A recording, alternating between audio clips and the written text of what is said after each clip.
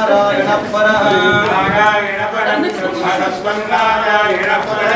नारायण परो ध्यानं नारायण परः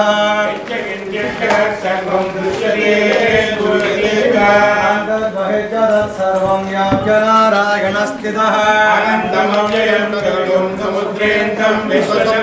पद्मकोशप्रदेकासकं हृदयं चाप्यधोमुखम् ज्वालमालाकुलं भादे विश्वस्यायतनं महतो सन्ततकं तिलाभिस्तुलं हत्यागोऽसिसन्निभम् सहस्रं तस्मिन् सर्वं प्रतिष्ठितं तस्य मध्ये महानग्निर्विश्वाच्चैर्विश्वतोमुखः सोग्रभग्व्यभयं तिष्ठन्नाहारमजरः कविः प्रियगोर्ध्वमदस्यायेरस्मयस्तस्य सन्ततापगिरिस्वं देहमापादतमस्तकः तस्य मध्ये वह्निजिगाहीयोऽग्नाव्यवस्थितः यदमध्यस्ताद्विचुल्लेखे उभास्वरा नीवारुजोतवत्तन्वी तस्यानस्य देवो महेश्वरः गुरु साक्षात् परब्रह्म तस्मै श्री गुरवे नमः।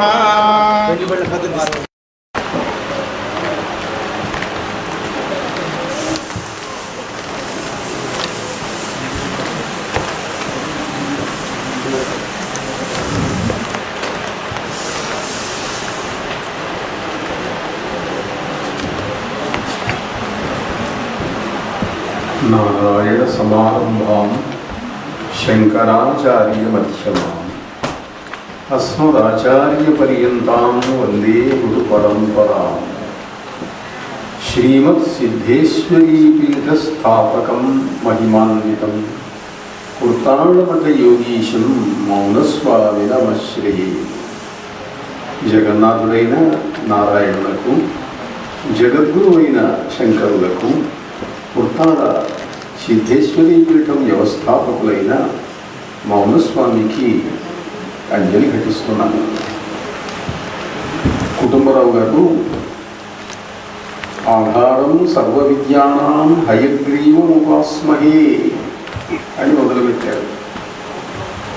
జ్ఞానస్వరూపుడైనటువంటి వ్యక్తి జ్ఞానం ఎప్పుడూ స్ఫటికంలాగా ఉంటుంది అని. అయితే దానికి ఏ రంగు రుచి వాసన ఏమీ ఉండవు. తెలుపు కాదు, ఎరుపు కాదు, నలుపు కాదు, ఏది కాదు. నిర్మలమైనటువంటిది, కలర్లెస్. కానీ స్ఫటికానికి దివ్యశక్తిని ఆకర్షించేటువంటి లక్షణం ఉన్నది. స్ఫటికం సూర్యశక్తిని వేగంగా ఆకర్షిస్తుంది. అందుకని స్ఫటికములతో కూడినటువంటి ఫలకాన్ని శిరస్సుపై ధరించి ధ్యానం చేస్తారు. ముఖ్యంగా ఈ పిరమిడ్స్ మార్గంలో ధ్యానం చేసేటువంటి వాళ్ళు స్ఫటిక ఫలకాన్ని పైన పెట్టుకుంటారు. పిరమిడ్ కింద మధ్యలో పెట్టుకొని ధ్యానం చేస్తారు. స్ఫటికం తొందరగా దీన్ని ఆకర్షిస్తుంది, నిర్మలమైనటువంటిది. హయగ్రీవుడు సర్వ విద్యలకు గురువు అని మనకు చెప్పబడింది. ఎవరి హయగ్రీవుడు? ఆయన ఎట్లా జ్ఞానాత్మకుడైనటువంటి గురువు అయినాడు. ఎట్లాగో ఆయన పేరు స్మరించారు కాబట్టి దాంతో ప్రారంభం చేసుకున్నారు ఇవాళ.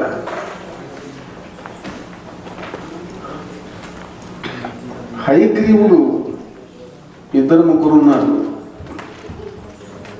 ఒక హయగ్రీవుడు ఒక రాక్షసుడు. అతడు గుర్రపు తల కలిగినటువంటి వాడు. దేవజాతులలో గుర్రపు తల కలిగినటువంటి వాళ్ళు మనుష్య శరీరం గలవాళ్ళు. గుర్రపు శరీరము, మనుష్య శిరస్సు కలిగిన వాళ్ళు రెండు జాతులు ఉన్నాయి. గంధర్వులు, కిన్నరులు, వాళ్ళిద్దరూ కూడా ఈ రెండు జాతులకు సంబంధించినటువంటి వాళ్ళు. ఈ హయగ్రీవుడు రాక్షసుడు. ఈ రాక్షసుడైన హయగ్రీవుడు బ్రహ్మను గురించి తపస్సు చేశాడు. బ్రహ్మను గురించి తపస్సు చేస్తే దేవతలు వస్తారు. వీళ్ళు మంచివాళ్ళ చెడ్డవాళ్ళ అన్నది వాళ్ళకు పట్టదు. తపస్సు చేస్తే వరం ఇస్తారు. హిరణ్యకశిపుడికి ఇచ్చారు, రావణాసురుడికి ఇచ్చారు, ఎవరికైనా ఇస్తారు వాళ్ళు. వాడు సద్వినియోగం చేస్తే మంచి ఫలితాలు పొందుతారు, దుర్వినియోగం చేస్తే మళ్ళీ ఎవరో ఏ విష్ణువో శివుడో అమ్మవారో వచ్చి సంహరిస్తుంది. ఈ హయగ్రీవుడు తపస్సు చేస్తే నాకు అమరత్వం కావాలి అని అడిగాడు హయగ్రీవుడు. నాకు చావు లేకుండా ఉండాలి అంటే ప్రతి రాక్షసుడు తపస్సు చేసిన ప్రతివాడు ఇదే అడుగుతాడు. ముందు మనం ఏం చేస్తాడు, అది తప్ప ఇంకోటి అడగండి అంటాడు. ఇది రొటీన్ ఆన్సర్ అన్నమాట. అమరత్వం ఇవ్వండి, అది తప్ప ఇంకోటి అడుగు అంటే వీళ్ళు వెంటనే ఏదో 1,00,000 కండిషన్లు పెడతారు. పగలు తాగకూడదు, రాత్రి తాగకూడదు, పొద్దున్న తాగకూడదు, ఏవో ఇవన్నీ పెడతారు. అన్నీ ఇస్తాడు. ఎక్కడో చిన్న లూప్ హోల్ ఉంటుంది, హిరణ్యకశిపుణ్ణి చంపినట్టుగా.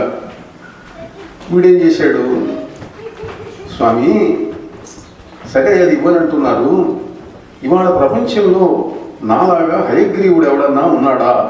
ఎవడు లేడు అన్నాడు. నాకు నాలాగా ఉన్న హయగ్రీవుడి వల్ల తప్ప ఇతరుల చేత నాకు మరణం లేకుండా వరం ఇవ్వు అన్నాడు. తథాస్తు అన్నాడు. ఆయన వెళ్ళిపోయాడు. అదే వీడికి దేవతలను ఋషులను ప్రపంచాన్ని బాధించడం మొదలుపెడితే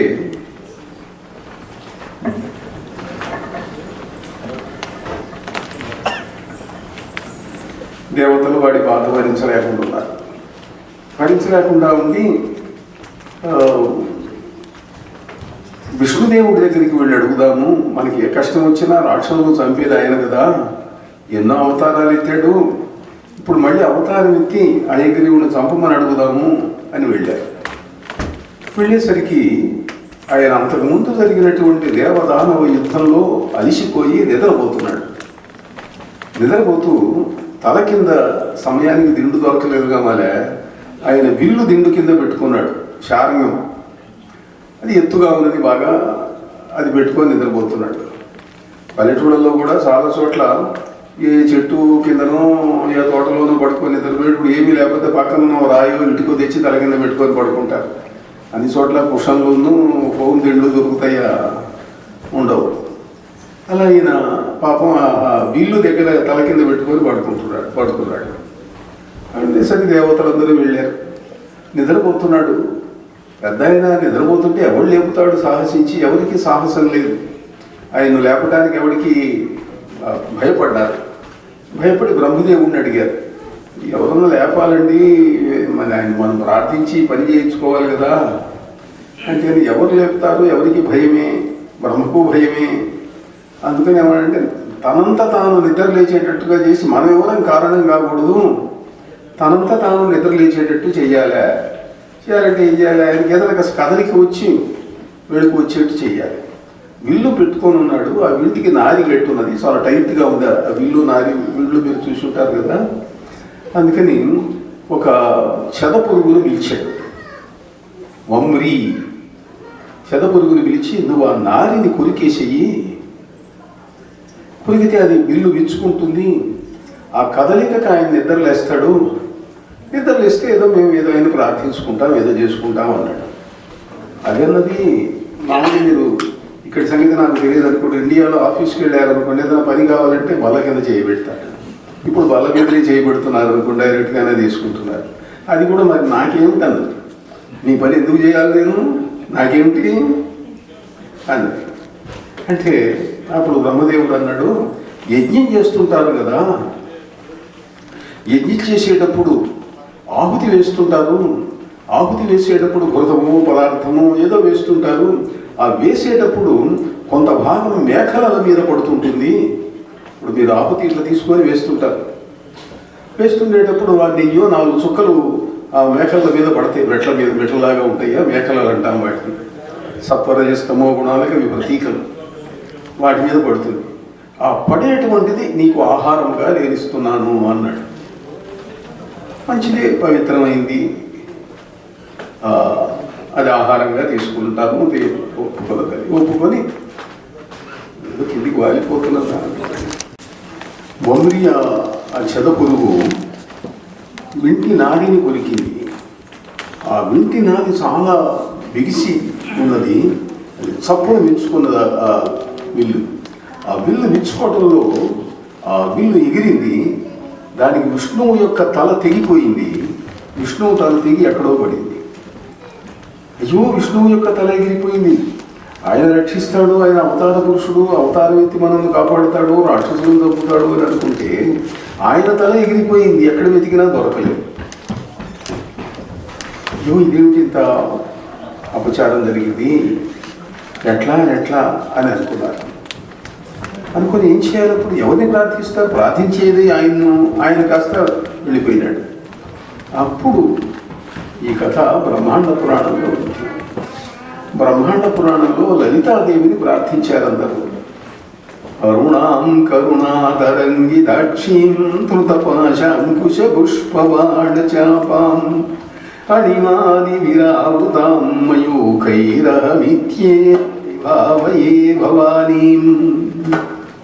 ఆ పరమేశ్వరిని ప్రార్థిస్తే ఆమె వచ్చి మీరు ఉత్తర దిక్కుగా వెళ్ళండి, ఏ శిరస్సు దొరికితే ఆ శిరస్సు తీసుకొచ్చి అతికించండి అన్నారు. ఒక గుర్రపు తల దొరికింది, ఆ గుర్రపు తల తీసుకొచ్చి ఆయనకు అతికిచ్చారు. విశ్వకర్మ ఆ అతికిచ్చినటువంటి వాడు. బ్రహ్మ యొక్క ఆదేశం వల్ల తల అతకబడింది. ఆ తల అతకబడిన తర్వాత బ్రహ్మ ప్రాణ ప్రతిష్ఠ చేశాడు. విష్ణుమూర్తి లేచి కూర్చున్నాడు. ఇప్పుడు ఆయన హయగ్రీవుడైనాడు. హయం అంటే గుర్రం, గుర్రపు తల కలిగిన వాడైనాడు. గ్రీవము అంటే మెడ, హయగ్రీవుడు. హయము అంటే మెడ, తల కలిగిన వాడు అని అర్థం.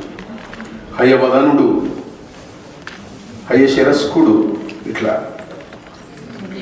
సరే అయ్యా, ఆ హయగ్రీవుడు అనే రాక్షసుడి బాధ భరించలేకుండా ఉన్నాము, దానికోసం మేము ఇదంతా చేశాము అంటే, సరే నేను హయగ్రీవుణ్ణి చంపుతాను అని ఆయన బయలుదేరి యుద్ధం చేసి హయగ్రీవుణ్ణి చంపేశాడు. ఆయన దివ్య జ్ఞానానికి అధిష్టాతగా మా మహర్షులు, బ్రహ్మదేవుడు అందరూ ఆయన్ని కీర్తించారు. ఆ హయగ్రీవుడు విష్ణువు యొక్క స్వరూపం. ఆయన ఇంకో హయగ్రీవుడు. ఇప్పుడు ఇద్దరు హయగ్రీవులు వచ్చారు. రాక్షసుడైన హయగ్రీవుడు ఒకడు, విష్ణుమూర్తి హయగ్రీవుడు. ఇది కాక దేవదానవ యుద్ధం జరిగింది. ఆ యుద్ధంలో దేవతలు ఓడిపోతున్నారు. ఓడిపోతుంటే ఎక్కడో చోట దాక్కోవాలి, ఈ దానవుల దెబ్బకు తట్టుకోలేకుండా ఉన్నాము అని దేవతలందరూ రహస్యంగా పలాయనం చేతగించి ఎక్కడో దాక్కున్నారు. దాక్కుంటూ వీళ్ళ ఆయుధాలన్నీ మనం ఎక్కడన్నా దాచిపెడతాము.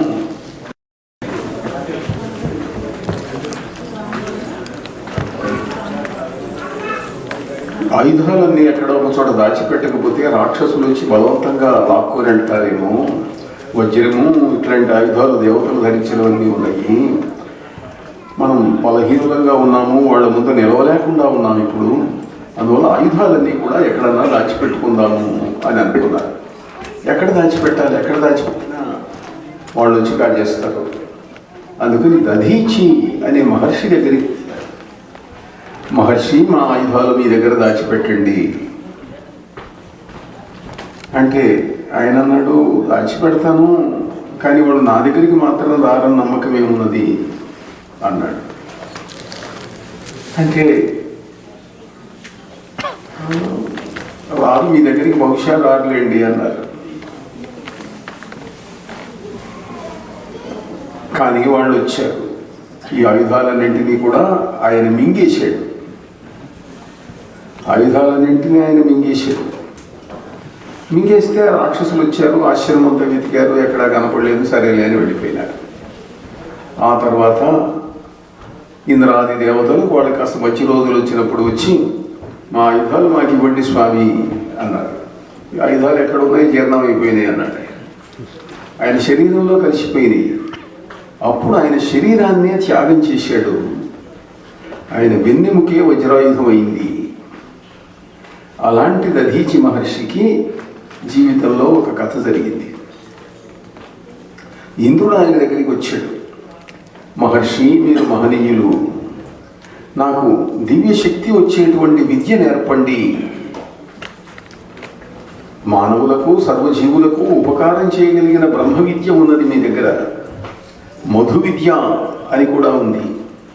ఆ మధు విద్య మాకు నేర్పండి నేర్పితే నేను లోకానికి ఉపకారం చేయగలుగుతాను, వరాలు ఇవ్వగలుగుతాను, అందరి బాధలు పోగొట్టగలుగుతాను అన్నాడు. ఇంద్రుడు అంతవాడు వచ్చాడు, అడిగాడు, కాదనటం దేనికిలే అని చెప్పి ఆ దధీచి మహర్షి ఆ మధు విద్యను వాళ్ళకి ఇంద్రుడికి నేర్పాడు. ఇంద్రుడు నేర్చుకుని, మహర్షి ఈ విద్య మీరు ఇంతకుముందు ఎవరికన్నా నేర్పారా? నేర్పరికి నేర్పలేదు అన్నాడు ఆయన. అయితే ఇంకెవరికీ నేర్పకండి ఈ విద్య, ఇంతటి విద్య ఇంకోటి దగ్గర ఉండటం నాకు ఇష్టం లేదు. త్రిలోకాధిపతినైనా నా దగ్గర మాత్రమే ఉండదగిన ఈ విద్య, అందువల్ల ఈ విద్య మీరు ఎవరికన్నా నేర్పితే నేను ఊరుకోను అన్నాడు ఆయన. అదేమిటయ్యా, విద్య అన్నది ఇతరులకు కదా, యోగ్యుడైన వ్యక్తి ఎవరైనా వచ్చేటట్టయితే నేర్పవద్దంటే ఎట్లా అన్నాడు. అంటే ఇప్పటి వరకు నేను మీకు శిష్యుణ్ణి, ఇప్పుడు త్రిలోకాధిపతిగా శాసిస్తున్నాను. మీరు ఈ విద్యను గనక, ఏ ముఖం, దివ్యమైనటువంటి వేదముఖం మీది, ఏ ముఖంతో మీరు నాకు ఈ విద్య నేర్పారో ఇంకెవరికైనా ఈ విద్య కనుక నేర్పితే ఆ శిరస్సు నేను ఖండిస్తాను, మీ శిరస్సును అన్నాడు. మీ శిరస్సును ఖండిస్తానంటున్నాడు. ఏం చేయాలి? దేవలోకాధిపతి అయిన మహర్షి ఊరుకున్నాడు. కాలం గడుస్తున్నది. నాడు గడిచిన తర్వాత అశ్వముఖులైనటువంటి దేవతలు వచ్చారు. అశ్విని దేవతలు అంటాం మనం. దేవతలలో అశ్విని దేవతలు ఉన్నారు. వాళ్ళు దేవ వైద్యులు, దేవతలకు డాక్టర్లు. వాళ్ళు ఏదైనా కష్టం వస్తే, బాధలు వస్తే శారీరకంగా ఆ రోగాలన్నీ పోగొట్టేటువంటి వాళ్ళు దేవ వైద్యులు, వాళ్ళు అశ్విని దేవతలు. వాళ్ళు వచ్చి దధీచి మహర్షిని ఆశ్రయించారు. మీ దగ్గర మధు విద్య ఉన్నది, మహావిద్య, అది మాకు నేర్పండి. మేము మా వృత్తి అది ప్రజలకు సేవ చేయటం. ఈ విద్య కనుక మా దగ్గర ఉండేటట్లయితే మేము ఇంకా ఎంతో సేవ చేయగలుగుతాము. అంటే నాయన, మంచిది, మీరు చేస్తున్న సేవ నాకు తెలుసు, దేవ వైద్యులు వీళ్ళు, మీకు ఆ విద్య ఇవ్వటం నాకు ఇష్టమేను. కానీ నాకు ఈ ఇబ్బంది ఉన్నది. మీకు కనుక నేను విద్య నేర్పానంటే ఆ ఇంద్రుడు వచ్చిన శిరస్సు ఖండిస్తాడు, నేను మరణించాల్సి వస్తుంది అని. ఇంద్రుడు ఏం చేస్తానన్నాడు? శిరస్సు ఖండిస్తానన్నాడు. ఖండించనివ్వండి, ఆయన ఖండించే ముందు మేమే ఖండిస్తాము. అదేమిటయ్యా, విద్య నేర్చుకుంటామని వచ్చి మీరు కాస్త తలకాయకు వస్తానంట అన్నాడు. లేదండి, మేము మంచి సర్జన్సుము. ఇంద్రుడు చేసిన ప్రతిజ్ఞలో ఒక వాక్యం ఉన్నది. ఏ ముఖముతో మీరు ఈ విద్యను నాకు నేర్పారో ఆ ముఖంతో ఇంకెవరికైనా నేర్పేటట్లయితే ఆ శిరస్సును ఖండిస్తానని కదా ఇంద్రుడు అన్నాడు. ఇందులో చాలా సొల్యూషన్, చక్కటి ఇది ఉన్నదండి. ఏమిటనంటే, మేము మీ శిరస్సుకు వస్తాము. ఈ ముఖంతో కదా మాకు చెప్పింది, మీరు ఇంద్రుడికి చెప్పింది. ఆ శిరస్సు మేము తీసుకెళ్ళి డీప్ ఫ్రిడ్జ్లో దాచిపెడతాం. అది కాదు, మేము అశ్వశిరస్సు తీసుకొచ్చి మీకు అతికిస్తాం. మా జాతి అది. ఓ గుర్రపు తల తీసుకొచ్చి అతికిస్తాం మీకు. ఆ గుర్రపు తల మీ శిరస్సు మీద ఉంటుంది. విజ్ఞానం మీ హృదయానికి సంబంధించింది, మేధకు సంబంధించింది, అది ఎక్కడికి పోదు. ఆ ముఖంతో, అశ్వముఖంతో మాకు విద్య నేర్పండి, ఉపదేశించండి. ఉపదేశించగానే ఇంద్రుడు వస్తాడు. ఇంకోటికి విద్య చెప్పావు, నా అనుమతి లేకుండా నేను వద్దన్నా కూడా అంటాడు. ఏం చేస్తాడు? తల ఖండిస్తాడు. గుర్రపు తలగా మీ తల మీద ఉన్నది, అది ఖండిస్తాడు, తీసుకెళ్ళిపో లోపల పారేస్తాడు. మేము పక్కనే దాక్కొని ఉంటాం. ఆ ఇంద్రుడు వెళ్ళిపోగానే వచ్చి మీ అసలు తల తీసుకొచ్చి మీకు అతికిస్తాం. బాగానే ఉందయ్యా ఇది అన్నాడు. అలానే జరిగింది. దధీచి మహర్షి హయగ్రీవుడై బ్రహ్మ విద్య, మధు విద్య నేర్పాడు కనుక ఆయనను కూడా హయగ్రీవుడు అని అన్నారు. హయగ్రీవ బ్రహ్మ విద్యా యత్ర వృత్రవధస్తథా గాయత్ర్యాచ సమారంభస్తద్వై భాగవతం విదుః. భాగవతాన్ని గురించి చెబుతూ భాగవతం అన్న పురాణాన్ని గుర్తుపట్టడం ఎట్లా అన్నదానికి శ్లోకం చెప్పారు. భాగవతంలో ఇవి ఉంటాయి. హయగ్రీవ బ్రహ్మ విద్య, హయగ్రీవుడు చెప్పిన బ్రహ్మ విద్య ఉంటుంది దీంట్లో.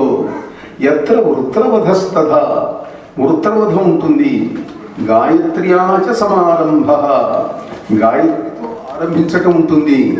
తద్వై భాగవతం విదుహు, భాగవతాన్ని గుర్తుపట్టడానికి ఇవి చిహ్నాలు అని ఉన్నది. హయగ్రీవ బ్రహ్మ విద్య అంటే ఇది. దధీచి మహర్షి హయగ్రీవుడై నేర్పిన బ్రహ్మ విద్య ఉన్న గ్రంథం కనుక ఈ హయగ్రీవుడు ఒక హయగ్రీవుడు. ఇంకా కాగా మరొక హయగ్రీవుడు ఉన్నాడు. ఆ హయగ్రీవుడు ఏమిటంటే విష్ణుమూర్తి యొక్క అవతారమైన హయగ్రీవుడు. బహుశా హయగ్రీవ రాక్షసుల్ని చంపిన వాడందామా, హయగ్రీవుడు మహర్షి అని బ్రహ్మాండ పురాణంలో ఉంది. కనుక ఆయన ఈయన కొంచెం తేడా ఉందన్నమాట. అగస్త్య మహర్షి కాశీ నుండి బయలుదేరాడు. నిన్న చెప్పాను కూడా, కాశీ విడిచిపెడుతూ ఆయన పడినటువంటి బాధ. మనస్సు అశాంతిగా ఉన్నది, ఏం చేయాలో తోచటం లేదు. వింధ్య పర్వతాలు దాటాడు, దాటి దక్షారామం వచ్చాడు. అక్కడ ఉన్నాడు కొన్నాళ్ళు దక్షారామంలో. అక్కడుంటే ఒకరోజు వ్యాసుడు వచ్చాడు అక్కడికి. వ్యాసుడు వచ్చి ఆయన ఉన్నాడు, అగస్త్య మహర్షి మీరు ఎందుకు వచ్చారు కాశీ విడిచిపెట్టి అంటే, నేను ఎందుకు వచ్చాను, దేవతల పని కోసమని, వింధ్యపర్వతం యొక్క గర్వాన్ని అణచడం కోసమని నేను బయలుదేరి వచ్చాను. కాశీ వియోగంతో నేను తపిస్తున్నాను అన్నాడు. మరి మీరెందుకు వచ్చారు వ్యాస మహర్షి అని అడిగాడు. నన్ను విశ్వనాథుడు వెళ్ళగొట్టాడు అన్నాడు. విశ్వనాథుడు వెళ్ళగొట్టడం ఏమిటయ్యా అంటే, ఏం లేదు, నాది పెద్ద ఆశ్చర్యం మీకు తెలుసు కదా, చాలామంది శిష్యులు ఉన్నారు, వందల వేల మంది శిష్యులు ఉన్నారు. పైలుడు, వైశంపాయనుడు, జైమిని, సుమంతుడు, ఇట్లా వీళ్ళు ఎందరో ఉన్నారు. అందరం మధ్యాహ్నం పూట బయలుదేరి భిక్షకు బయలుదేరుతాం. భిక్షకు బయలుదేరి కాశీ అంతా భిక్షాటనం చేస్తాం. దేవి అన్నపూర్ణ అందరు స్త్రీలను ఆవేశించి మాకు భిక్ష పెడుతుంది. అది తీసుకొస్తాము, దాన్ని సగభాగం చేస్తాము. మాకు ఆ సగమే ఎక్కి తక్కి చాలా ఎక్కువ అవుతుంది. మిగిలిన సగం మామూలు భిక్షుకులకు పెడతాము. ఇది మా పద్ధతి. ఒకరోజు కాశీ వీధులలో భిక్షాటనానికి వెళ్ళాము. ఎవరూ భిక్ష పెట్టలేదు, ఒక తల్లి కూడా అన్నం ముద్ద వేయలేదు. ప్రతి వాళ్ళు వీలు కాదు పోవయ్యాను ఏవో కారణాలు చెప్పారు. అందువల్ల ఆ పూట ఆ రోజంతా ఎక్కడ అన్నం పుట్టలేదు. సరే గంగనీళ్ళు కాసింది తాగాము. ఇప్పుడు గంగనీళ్ళు తాగడం ప్రమాదం, ఎందుకంటే ఆ గంగ అంతా కలుషితమైపోయింది. ఈ రకరకాల ఫ్యాక్టరీల యొక్క చెడు పదార్థాలన్నీ దాంట్లో కలిసినాయి. ఆ గంగనీళ్ళు తాగారంటే మీకు వెంటనే విరేచనాలు పట్టుకోవడమో జ్వరం రావడమో ఏదో జరిగేట్టుగా ఉంది. ఇప్పుడు సేవ్ గంగా అని పెద్ద ఉద్యమం నడుస్తున్నది. ఇప్పుడు కాశీ ప్రాంతంలో గంగను రక్షించండి. వెనకటి రోజుల్లో గంగా నీళ్లు కనుక తీసుకొచ్చేటట్టయితే ఎన్ని వందల సంవత్సరాలున్నా నీళ్లు చెడిపోవు.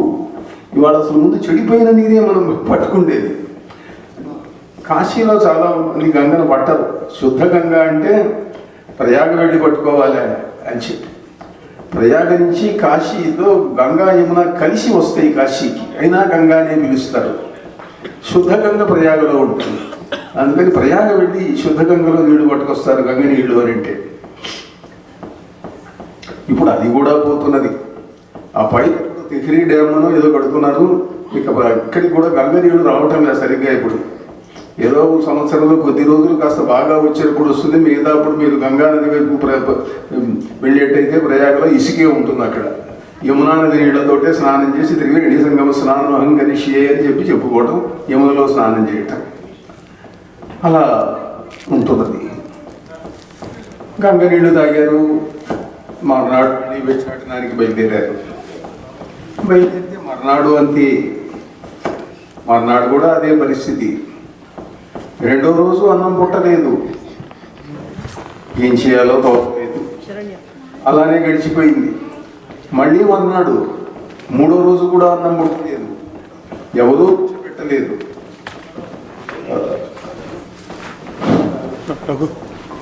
భిక్ష పుట్టలేదు. వ్యాసుడికి బాధ కలిగింది. వైశంపాయనుడెంతయున్ సుడివడెన్ వాడెన్ సుమంతుండు అతి క్లేశం బందిరి పైల జీమినులు. శిష్యులంతా వాడిపోతున్నారు పాపం, 3 రోజుల నుంచి అన్నం లేకపోయేసరికి. చాలా బాధ కలిగింది, కోపం వచ్చింది. కాశీలో ఇంతమంది ఉన్నారు, మాకు భిక్షాటన చేస్తే భిక్ష పెట్టలేదు, ఏమి పాపం చేశారు? చాలా బాధ కలిగింది, ఏమి దుర్మార్గులు వీళ్ళంతా అని అనిపించింది. కుక్షిప్రోద్భవ నిష్ఠురక్షుధిత దుష్క్రోధాంధకారం గుణన్ చక్షుల్ రెండును చిమచీకటులుగా సంరంభ శుంభద్గతిన్ ప్రేక్షఛాత్రులు భీతి వంద కడునుద్రేకించి హట్టంబునన్ భిక్షాపాత్రమురాతి మీద శతధా భిన్నంబుగా వైచితిన్.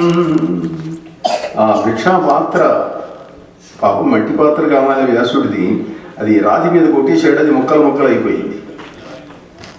మృణ్మయ పాత్రలోనే భిక్షాటనం చేసేవాడు అని కాశీఖండంలో కనిపిస్తుంది. ఒకసారి ఓ బిచ్చగాడిని ఎవరు అడిగారు, ఒరే లక్ష్మీదేవి కనుక నీకు సాక్షాత్కరిస్తే ఏం అడుగుతావు రా అని అడిగాడు. ఐశ్వర్యము అగ్రహారాలు అని అంటాడు, నేను బంగారు చెప్పేయమని అడుగుతాను అన్నాడు. అడుక్కోవడానికి బంగారు చెప్పేయమని అడుగుతాను అన్నాడు. అంటే ఆలోచనలు, వే ఆఫ్ థింకింగ్ ఎట్లా ఉంటుంది అనేటువంటిది చిత్రంగా ఉంటుంది. ఎలా పగలగొట్టేశాడు. మా భూత్రై పూరుషీ విద్య, మా భూత్రై పూరుషం ధనం, మా భూత్రై పూరుషీ ముక్తి, కాశ్యాం నివసతాం సదా. కాశీలో ఉండేవాళ్ళు ఎవరికి 3 తరముల పాటు 3 రోజుల పాటు మాకు అన్నం పెట్టలే, 3 తరముల పాటు ధనము లేకుండును గాక, 3 తరముల పాటు విద్య లేకుండును గాక, 3 తరముల పాటు ఎవరికి ముక్తి రాకుండును గాక అని శపిద్దామని అనుకుంటున్నాడు. కమండలం తీసుకున్నాడు, నీళ్లు పోసుకున్నాడు, ఆ చెయ్యి ఇంకా కదలటంలే.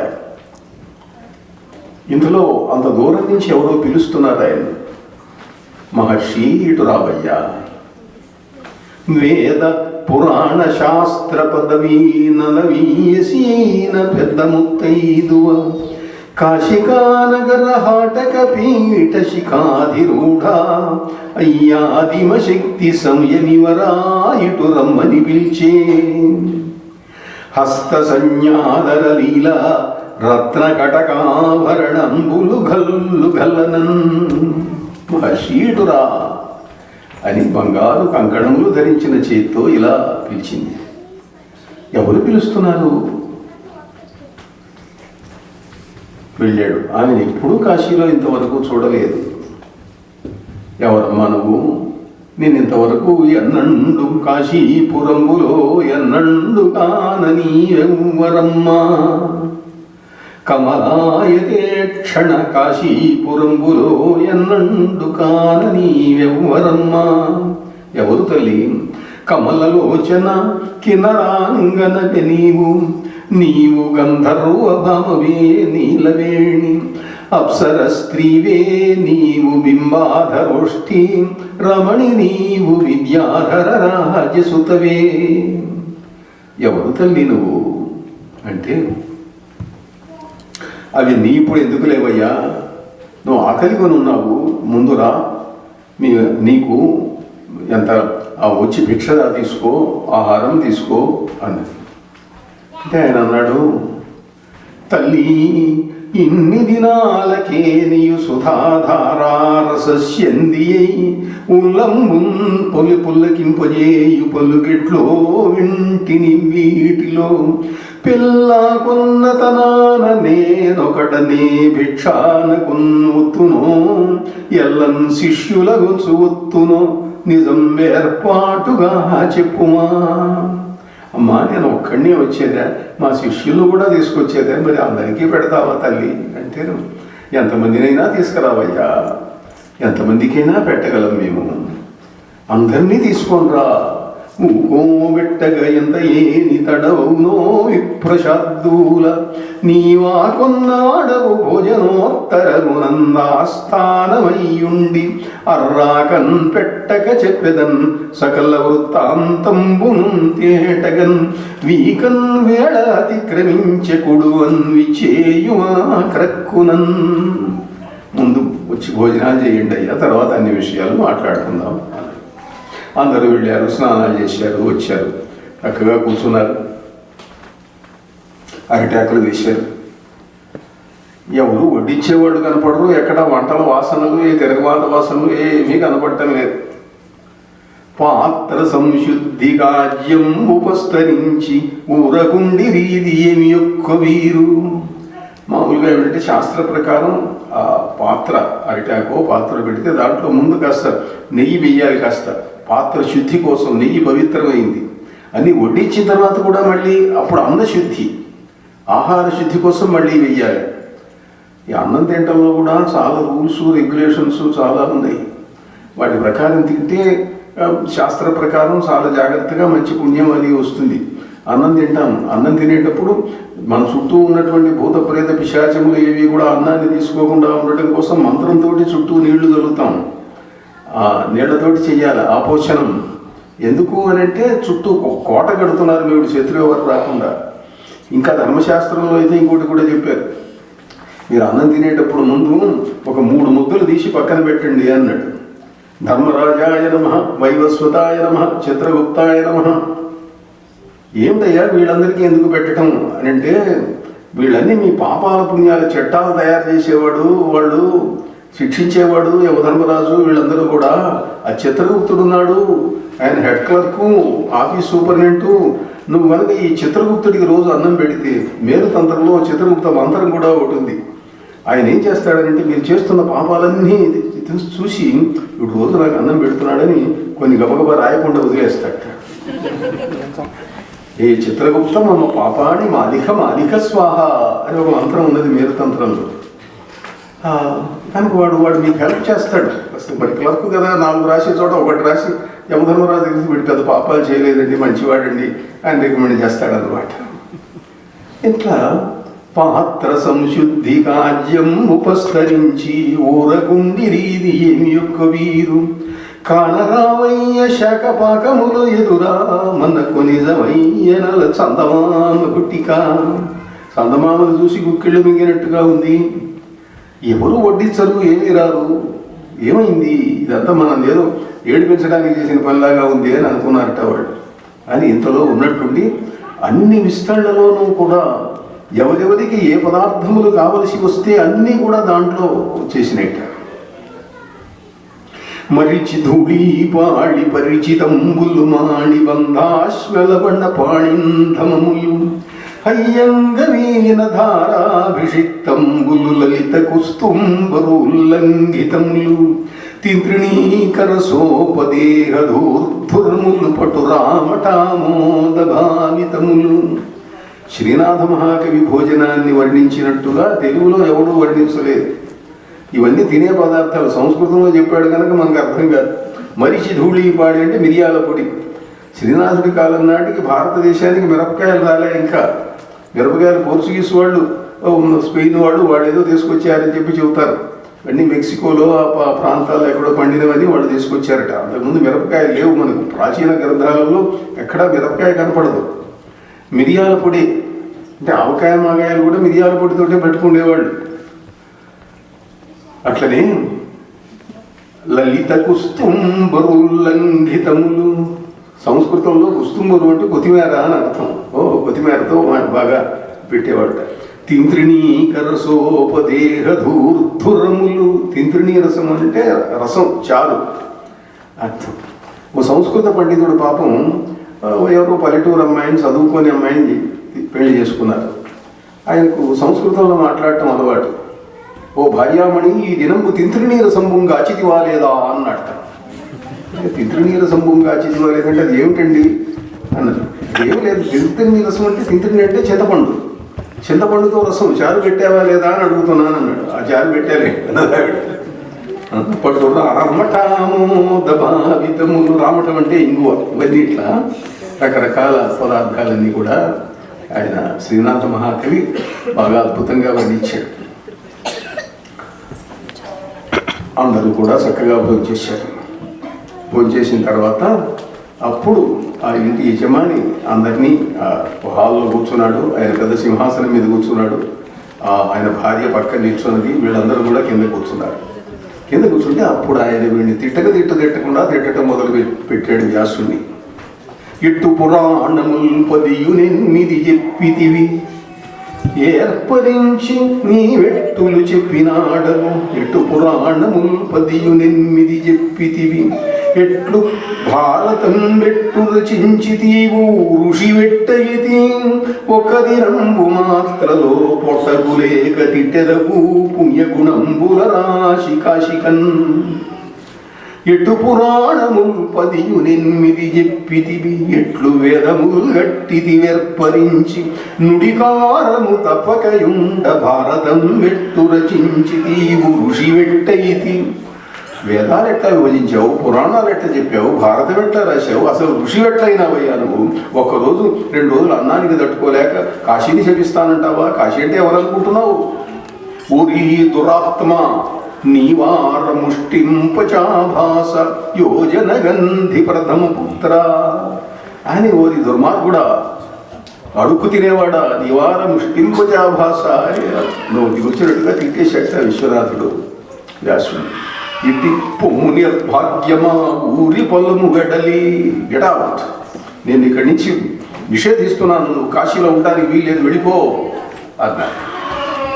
అంటే ఏం చేస్తాడు అప్పుడు అన్నాడు, ఆయన లోపలికి వెళ్ళిపోయినాడు. వీడి సమాధానం కోసం కూడా చూడలేదు, నేను సమాధానం కోసం కూడా.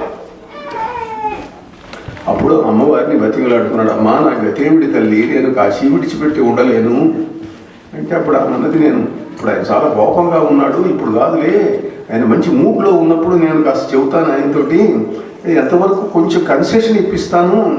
ఆ కన్సెషన్ ఏమిటి అని అంటే, పర్వదినాలలో మాత్రం నువ్వు కాశీకి వస్తూ ఉండటానికి పర్మిషన్ తీసుకుంటాను, ఇంకా రెగ్యులర్గా ఇక్కడ నువ్వు ఆశ్రమం ఉండటం ఇవి ఇంకా కుదరవు, ఆయన పూర్తిగా శాపం ఉపసంహరించడానికి వీల్లేదు అని. అప్పటి నుంచి వ్యాసుడు పర్వదినాలలో మాత్రమే కాశీలోకి పోవటానికి ఆయనకు ఎంట్రన్స్. అందుకే గంగానదికి అవతల వ్యాస కాశీ అని ఉన్నది. కాశీ వెళ్ళిన వాళ్ళు ఆ గంగానదిని దాటి అవతలికి వెళ్ళి వ్యాస కాశీని చూసి వస్తారు. వ్యాసుడు అంతకుముందు కూడా విశ్వనాథుడి విషయంలో చిన్న పొరపాటు చేశాడు. ఇది కూడా ఒక కథ ఉన్నది. ఏమిటంటే ఆయన ఒకసారి నైమిషారణ్యానికి వెళ్ళాడు. నైమిషారణ్యానికి వెళితే అక్కడ మహర్షులందరూ ఉన్నారు. ఆయన శిష్యుడు సూతుడు రోజు పురాణం చెబుతుంటాడు సాయంకాలం పూట. అక్కడ మహర్షులందరూ అడిగారు, మహానుభావుడివి నువ్వు వచ్చావు, 18 పురాణాలు రాసిన వాడివి, వేదం విభజించిన వాడివి, మహర్షి మాకు సందేహం ఉన్నది, దేవతలందరిలోకి ఎవడు గొప్పవాడు? ఈ ప్రశ్న అనాదిగా వస్తున్నదే. ఎవరికి వాళ్ళు వాళ్ళ దైవం ఇష్టదైవం వాళ్ళు గొప్పది, మిగతా వాళ్ళు పోట్లాడుకుంటూ ఉంటారు. శైవ వైష్ణవుల మధ్య ఈ దేశంలో జరిగినంత తాగాత ఇంకెక్కడ జరగలేదు.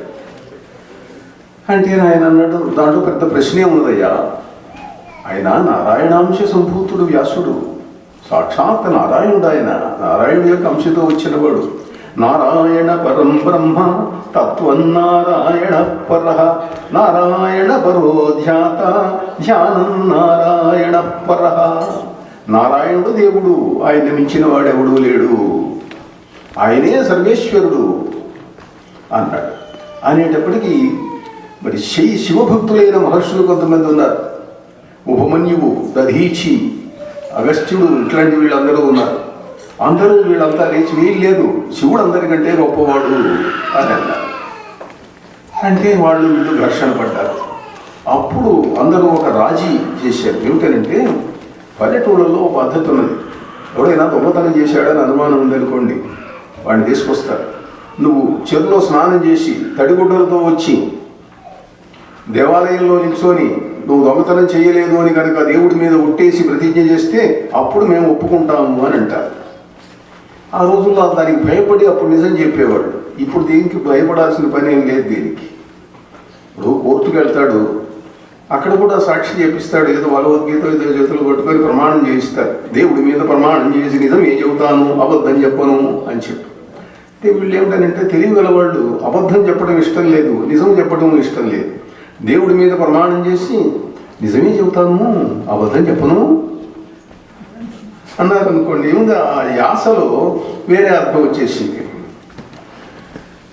వ్యాసుడు అంగీకరించాడు. అందరం కాశీకి వెళదాం, గంగలో స్నానం చేయాలా, స్నానం చేసి విశ్వనాథుడి దగ్గరికి వచ్చి నువ్వు ఇదే మాట చెప్పాలా, అప్పుడు చూద్దాం అన్నారు అందరూ. అందరూ కాశీకి వెళ్ళారు, మహర్షులందరూ కూడా. వ్యాసుడు వెళ్ళాడు.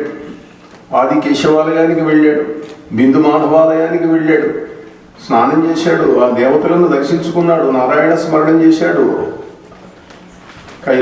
విశ్వనాథుడి ఆలయానికి వచ్చాడు. విశ్వనాథుడి ఆలయానికి వచ్చాడు, అందరూ చేరారు, మహర్షులందరూ కూడా. మళ్ళీ అదే చెప్పాడు, నారాయణుని మించిన దేవుడు లేడు, నారాయణుడే సర్వేశ్వరుడు, నారాయణము నారాయణ పరం బ్రహ్మ అన్నాడు. అది వింటున్నాడు నందీశ్వరుడు.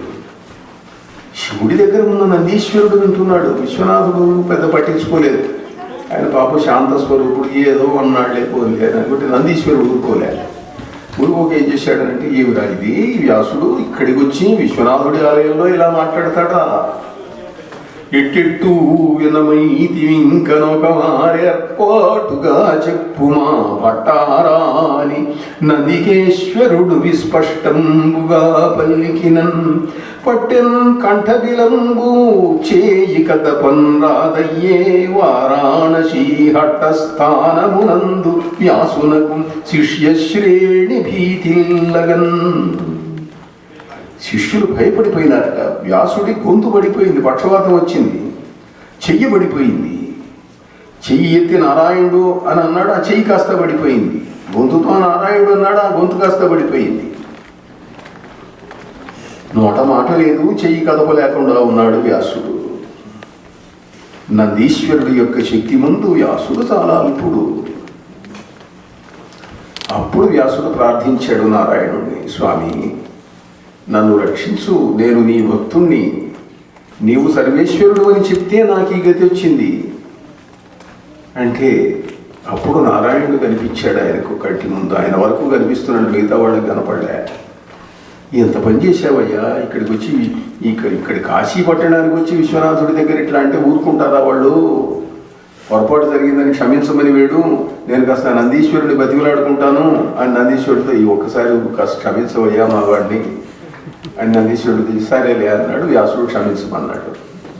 అప్పటి నుంచి వ్యాసుడు శివుని యొక్క పారమ్యాన్ని అంగీకరించి అంతకుముందు ఎక్కడో ఉన్నవాడు కాశీలో ఆశ్రమాన్ని కట్టుకున్నాడు, అక్కడ ఉన్నాడు అని కాశీఖండం మనకు చెప్తున్నది. సరే, ఈ శైవ వైష్ణవ గాథలో ఎట్లా ఉంటుందనంటే, శైవ గ్రంథాలలో శివుడు సర్వేశ్వరుడు, విష్ణువు తపస్సు చేస్తే చక్రం ఇచ్చాడు అని ఉంటుంది. అదే వైష్ణవ గ్రంథాలు ఏ శ్రీమద్ భాగవతం ఏదో వెళ్ళేటట్టయితే, విష్ణు పురాణానికి వెళితే శివుడు తపస్సు చేస్తే ఆయనకు శూలం ఇచ్చాడని ఉంటుంది. ఎక్కడ ఏ దేవుడికి ఆ దేవుడే, ఎక్కడికక్కడే పారమ్యం. అమ్మవారి దగ్గరికి వెళ్తే వీళ్ళంతా పిల్లలు, త్రిమూర్తుల్లో అమ్మవారు సృష్టించారు అని ఉంటుంది. అవి ఇవి కలగా పులకం చేయకూడదు, అక్కడ ఉంటుంది ఇక్కడ ఉంటుంది అని కాదు, దేనికి దానికే.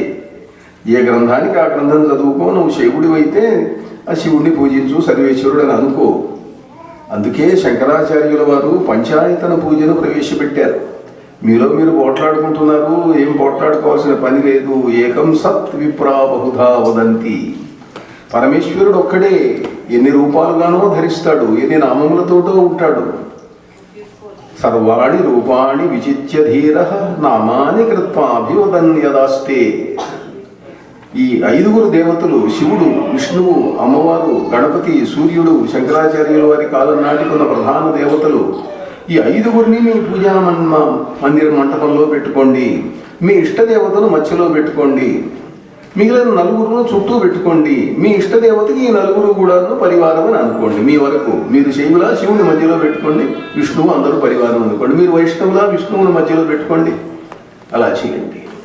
అలా మత సమన్వయం చేయటానికి ప్రయత్నం చేశాడు మహానుభావుడైనటువంటి శంకరాచార్యుల వారు. ఇట్లా వ్యాసుడి విషయంలో కాశీలో ఇంతకు ముందు కూడా ఇలాంటి సంఘటన ఒకటి జరిగింది. సరే, వ్యాసుడు ఈ కథ అంతా చెప్పాడు. స్వామి, నా పరిస్థితి ఇట్లా అయింది, నేను అందుకని నెలలో ఏదో పర్వదినాలలో మాత్రం వెళ్ళగలుగుతాను, మిగతా రోజుల్లో దేశ సంచారం చేస్తున్నాను, దక్షారామం వచ్చాను అన్నాడు. దక్షారామం ఎందుకు వచ్చామంటే, అమ్మవారు నాతో చెప్పింది, అసలు దక్షారామానికి వెళ్ళు, అక్కడ హాయిగా ఉంటుంది, అక్కడ కొన్నాళ్ళు ఉండిరా అన్నది అన్నది. ఎందుకని పంపించిందయ్యా అంటే, కాశీలో ఉన్న విశ్వనాథుడి కంటే దక్షారామంలో ఉన్నటువంటి భీమేశ్వరుడు దయగల దేవుడు, ఆయన అక్కడికి వెళితే నీకు మనశ్శాంతి ఉంటుంది అని చెప్పింది అమ్మవారు. తెలుగుదేశంలో ఉన్న శివుడు ఆయన చాలా శృంగార పురుషుడు, రసికుట్ట. కాశీలో ఉన్న విశ్వనాథుడు ఆయన మాయాతీతుడైనటువంటి వ్యక్తి, విరాగి, శ్మశానవాసి. కాశీకి మహాశ్మశానం అని పేరు. ఇక్కడ అట్లా కాదు. ఇక్కడ శివుడు తెలుగుదేశానికి వచ్చేసరికి ఆయన కాస్త కొంచెం వేషభాషలని మార్చుకున్నట్ట. గజ చర్మం ఎన్నడో కాని నిచ్చలు కట్టు పసిడి కమ్ముల పట్టు పచ్చడంబు. స్వామివారు కొలువు తీరితే గజ చర్మం ధరించేవాడు కాదుట, మంచి బంగారు జరి పట్టు చీరలు కట్టుకుంటున్నట్ట. ఇక్కడికి వచ్చేసరికి గజ చర్మమెన్నడో కాని నిచ్చలు కట్టు పసిడి కమ్ముల పట్టు పచ్చడంబు భసితమెన్నడో కాని ప్రతిదినంబు నలందు మలయజంబు కురంగమదము గూర్చి. చితాభస్మధారి ఆయన. ఆ భస్మం కాస్త తీసేసి అసలు చందనము కర్పూరంగా అందరినీ కూడా సుగంధ ద్రవ్యాలు రాయనరా అంటున్నట్ట. నిడుద పాముల రాజు తొడవులెన్నడు గాని తారహారములు నిత్యము ధరించు. నాగభూషణాలు, భూషణుడు ఆయన నాగాలంకారములు ధరిస్తాడు. అవన్నీ బీరువాలో పెట్టేసేయండి, ఏం అక్కర్లేదు, మంచి ముత్యాల హారాలు రత్నాల హారాలు వేయండి అంటున్నట్ట. నృకరుండ మాలికరెన్నడో కాని ధరించు కల్హారదామకంబు. ఆయన మనుషుల యొక్క కపాలములు మాలలుగా వేసుకుంటాడు, మనుషుల తలలు మాలలుగా వేసుకుంటాడు. పెద్ద మాల, ఆ మాల బీరువాల పెట్టేసేయండిరా, అక్కర్లేదు, మంచి పూలమాల వేయండి అంటున్నట్ట. కాటి నడు చొక్కి ఎన్నడో గాని ఉండు దక్షవాటి సువర్ణ సౌధముల మీద. శ్మశాన భాష. ఆయన శ్మశానానికి వెళ్ళటం లేదుట, ఎప్పుడో అకేషనల్ విజిట్. రెగ్యులర్ విజిట్ ఏమిటి? దక్షవాటి సువర్ణ సౌధముల మీద, దక్షారామంలో ఉన్న బంగారు మేడల మీద తిరుగుతున్నట్టు ఆయన. ఎన్నడో పిశాచులను గాని ఇందు ముకుల ఎల్ల వేళల తలసు భీమేశ్వరుండు. దక్షారామంలో గంధర్వకాంతలు ఉన్నారు, అప్సరకాంతలు ఉన్నారు, వేశ్యలు చాలా ప్రసిద్ధి దక్షారామం. వాళ్ళతో సరదాగా తిరుగుతున్నాడయ్యా. అలా ఆయన దేవవేశ్యాభుజంగుడు, సంతతము దేవవేశ్యాభుజంగుడతడు. దేవవేశ్యలు అప్సరకాంతలు దక్షారామంలో ఉన్నారు, వాళ్ళతో విహరిస్తున్నాడు అన్నారంటే ఈయన తెలుగు శివుడు అన్నమాట. అదో అక్కడ ఉన్న కాశీ శివుడు వేరు, ఈ తెలుగు శివుడిలో ఈ లక్షణాలు. గోదావరి ధామం అంతా కూడా సస్యశ్యామలంగా ఉండి బాగా పంటలు పండుతూ బంగారు దీంతో ఉంటే అందరూ కూడా రసికులు అయిపోతున్నారట. వేదం చదువుకున్నటువంటి మహాపండితులు కూడా వాళ్ళకు కూడా కొంచెం శృంగారము, రాసిక్యము, విలాసము అన్నీ వచ్చినాయట. ధరింపనేర్చిరి దర్భవెట్టెడు రేళ్ల లీలవాణిక్యాంగుళీయకములు. దర్భవెట్టేటువంటి వేళ్లకు మణులు పొదిగిన ఉంగరాలు పెట్టుకుంటున్నారట. ధరింపనేర్చిరి దర్భవెట్టెడు రేళ్ల లీలమాణిక్యాంగుళీయకములు సవరింపనేర్చిరి జనిదంబుల మ్రోల తారహారములు ముత్యాల సరులు. యజ్ఞోపవీతం ఉన్నది, దాంతోపాటు మంచి ముత్యాల హారాలు, బంగారు అన్నీ కూడా వేసుకుంటున్నారట. కల్పింపనేర్చిరి గంగవట్టియ మీద కస్తూరికా పుండ్రగములు నొసలా. అటు గంగమట్టితో విభూతి పెట్టుకుంటున్నారు, దాంతోపాటు కస్తూరి బొట్టు కూడా పెట్టుకుంటున్నారు. మరి కస్తూరి సుగంధం ఎంత దూరమో వ్యాపిస్తుంది కస్తూరి యొక్క వాసన. చేర్పంగనేర్చిరి శిఖలనెన్నడుమల కమ్మని క్రొత్త చెంగల్వ విరులు. శిఖం ఉన్నది, దాంట్లో పువ్వు పెట్టుకుంటున్నారట, మంచి చెంగల్వ పువ్వు పెట్టుకుంటున్నారు, అలంకారం అన్నమాట. అలా నేను ఎక్కడో చోట ఒక ఊరికి వెళ్తే ఒక కుర్రాడు పిలక పెట్టుకొని కాలేజీకి వెళ్తున్నాడు. ఇక్కడ ఇదేంటి పిలక పెట్టుకొని కాలేజీకి వెళ్తున్నావు, ఇక్కడ నేను ఎవరు అవహేళన చేయరా? ఇండియాలో అయితే ఇప్పుడు అవుట్ ఆఫ్ ఫ్యాషన్ అయిపోయింది, ఎవడు పెట్టుకోడు అన్నా. లేదండి, ఇట్స్ ఏ ఫ్యాషన్ టుడే, ఇక్కడ చాలామంది ఉన్నామండి, మేము పెట్టుకుంటామండి అన్నాడు. ఏం పెట్టుకోవటం, ఇదేం ఫ్యాషన్ అంటే ఏం 10 కమాండ్మెంట్స్లో లేదా? వాడు ఇటు పెట్టుకోలేదా పిలక? కనుక మీరంతా 10 కమాండ్మెంట్స్ 40 ఏళ్ళ కింద వచ్చిన సినిమా చూసుంటారు. వాడు పక్కన పిలక పెట్టుకున్నాడు, అందులో వాడు పిల్లక పెట్టుకున్న తెలుగు పంతులు చూచిన వినారు మున్ను నాగరకులు అదియు ఫ్యాషన్ అయ్యే అమెరికాలో నేడు మోహకనుడు పేర ముచ్చటగను. ఈ మోహిచ్చేడబ్ల్యూకే మోహక్ అన్నాడు దాని పేరు. వాడు మరి ఎన్ని ప్రాంతాల్లో ఉందిగా, నేను మాత్రం 2-3 చూశాను కాలేజీకి వెళ్ళే కుర్రాడను. చిత్రంగా ఉంది సుమా అని అనుకున్నాను నేను. అట్లా విచిత్రమైనటువంటివి. చేర్పంగనే చిరిశిఖలనెన్నడు నలకమ్మని క్రొత్త చెంగల్వ వీరులు బ్రాహ్మణోత్తముల అగ్రహారముల యందు వేమ భూపాలుడను జన్ము వీరభద్రు ధాత్రియేలింప గౌతమీ తటమునందు. వేమారెడ్డి తన తమ్ముడైన వీరభద్రారెడ్డి చేత పరిపాలింపజేస్తూ ఉంటే గోదావరి తీర ప్రదేశము రాజమహేంద్రవరం ఇవన్నీ కూడా ఇలా వైభవంతో ప్రకాశిస్తున్నాయి. వేద పండితులు విపురులు కూడా ఇలా సువర్ణాభరణాలు ధరించి తిరుగుతున్నారు అని శ్రీరాధ మహాకవి భీమఖండంలో వర్ణిస్తాడు. సరే, వ్యాసుల వారు అగస్త్యుడితో ఇదంతా చెప్పారు. చెప్పి నాకు దీనికి నా సమస్య తీరడానికి పరిష్కారం దొరికింది అన్నాడు. ఏం పరిష్కారం దొరికిందయ్యా వ్యాస మహర్షి అన్నాడు. అంటే మా దగ్గరికి నారదుడు వచ్చాడు. ఆ మహానుభావుడు నాకు చెప్పాడు, మనశ్శాంతి కలగటానికి, అశాంతి పోవటానికి, కాశీ వియోగ దుఃఖం పోవటానికి నువ్వు శ్రీమద్భాగవతం రాయి, విష్ణుమూర్తిని గురించిన వర్ణనలు చెయ్యి అన్నాడు. నేను భాగవతం రాశాను, విష్ణుమూర్తిని ఆరాధించాను, నాకు మనశ్శాంతి కలిగింది. నువ్వు కూడా విష్ణుమూర్తిని ఆరాధించు. నేను శివభక్తుడినే, నువ్వు శివభక్తుడివి. ఈ పని కోసం విష్ణుమూర్తిని ఆరాధిస్తే మంచిదని నా అభిప్రాయము అన్నాడు వ్యాసుడు అగస్త్యుడితో. బాగానే ఉందయ్యా నువ్వు చెప్పింది అన్నాడు అగస్త్యుడు. వాళ్ళిద్దరూ కూడా ఎవరి దోన వాళ్ళు వెళ్ళారు. మళ్ళీ ఆయన అగస్త్యుడు బయలుదేరి దక్షిణ దేశం అంతా తిరుగుతూ వచ్చి కంచికి చేరుకున్నాడు. కంచికి చేరాడు. వరదరాజస్వామిని చూశాడు, ఏకాంబరేశ్వరుణ్ణి చూశాడు, కామాక్షీదేవిని చూశాడు. శ్రీమహిళా పయోధర హరిన్మణిహారము దక్షభూధర స్వామి పయోజ సంభవుని సన్నముగాచిన వెల్పు దేవతాగ్రామణి కంచి శ్రీవరదరాజు. కంచి వరదరాజస్వామిని చూశాడు. అక్కడి నుంచి ఏకాంబరేశ్వరుణ్ణి చూశాడు. అమ్మవారి దగ్గరికి వెళ్ళాడు. ఏ దేవి తురుముపై 7 కాలము దాకా కసుగందకుండు చెంగలు అదండ. అమ్మవారికి ఆ రోజుల్లో ఆమెకు హారం కనుక వేస్తే ఆ పూలదండ కేశపాశంలో పెడితే సంవత్సరం దాకా వాడిపోకుండా ఉండేదిట పాతకాలంలో. ఏ దేవి తురుముపై 7 కాలము దాకా కసుగందకుండు చెంగలు అదండ. ఏ దేవి గొల్చి మత్స్యేంద్రనాథాదులు యోగ సంసిద్ధికి ఒడయలైరి. ఏ దేవి సేవింతురు ఏకామ్రనాథుండు కరిగిరీశ్వరుడు కింకరులవోలే. ఏ దేవి మణి దివ్య పాదుకాయుగళందు పాతాళపతి మోచు పడగలందు. అమ్మాదేవి కామాక్షి అఖిల వంద్య దేవతాదిమ శక్తి సందీప్తమూర్తి. ఆ అమ్మవారికి దర్శనం చేసుకున్నాడు అగస్త్య మహర్షి.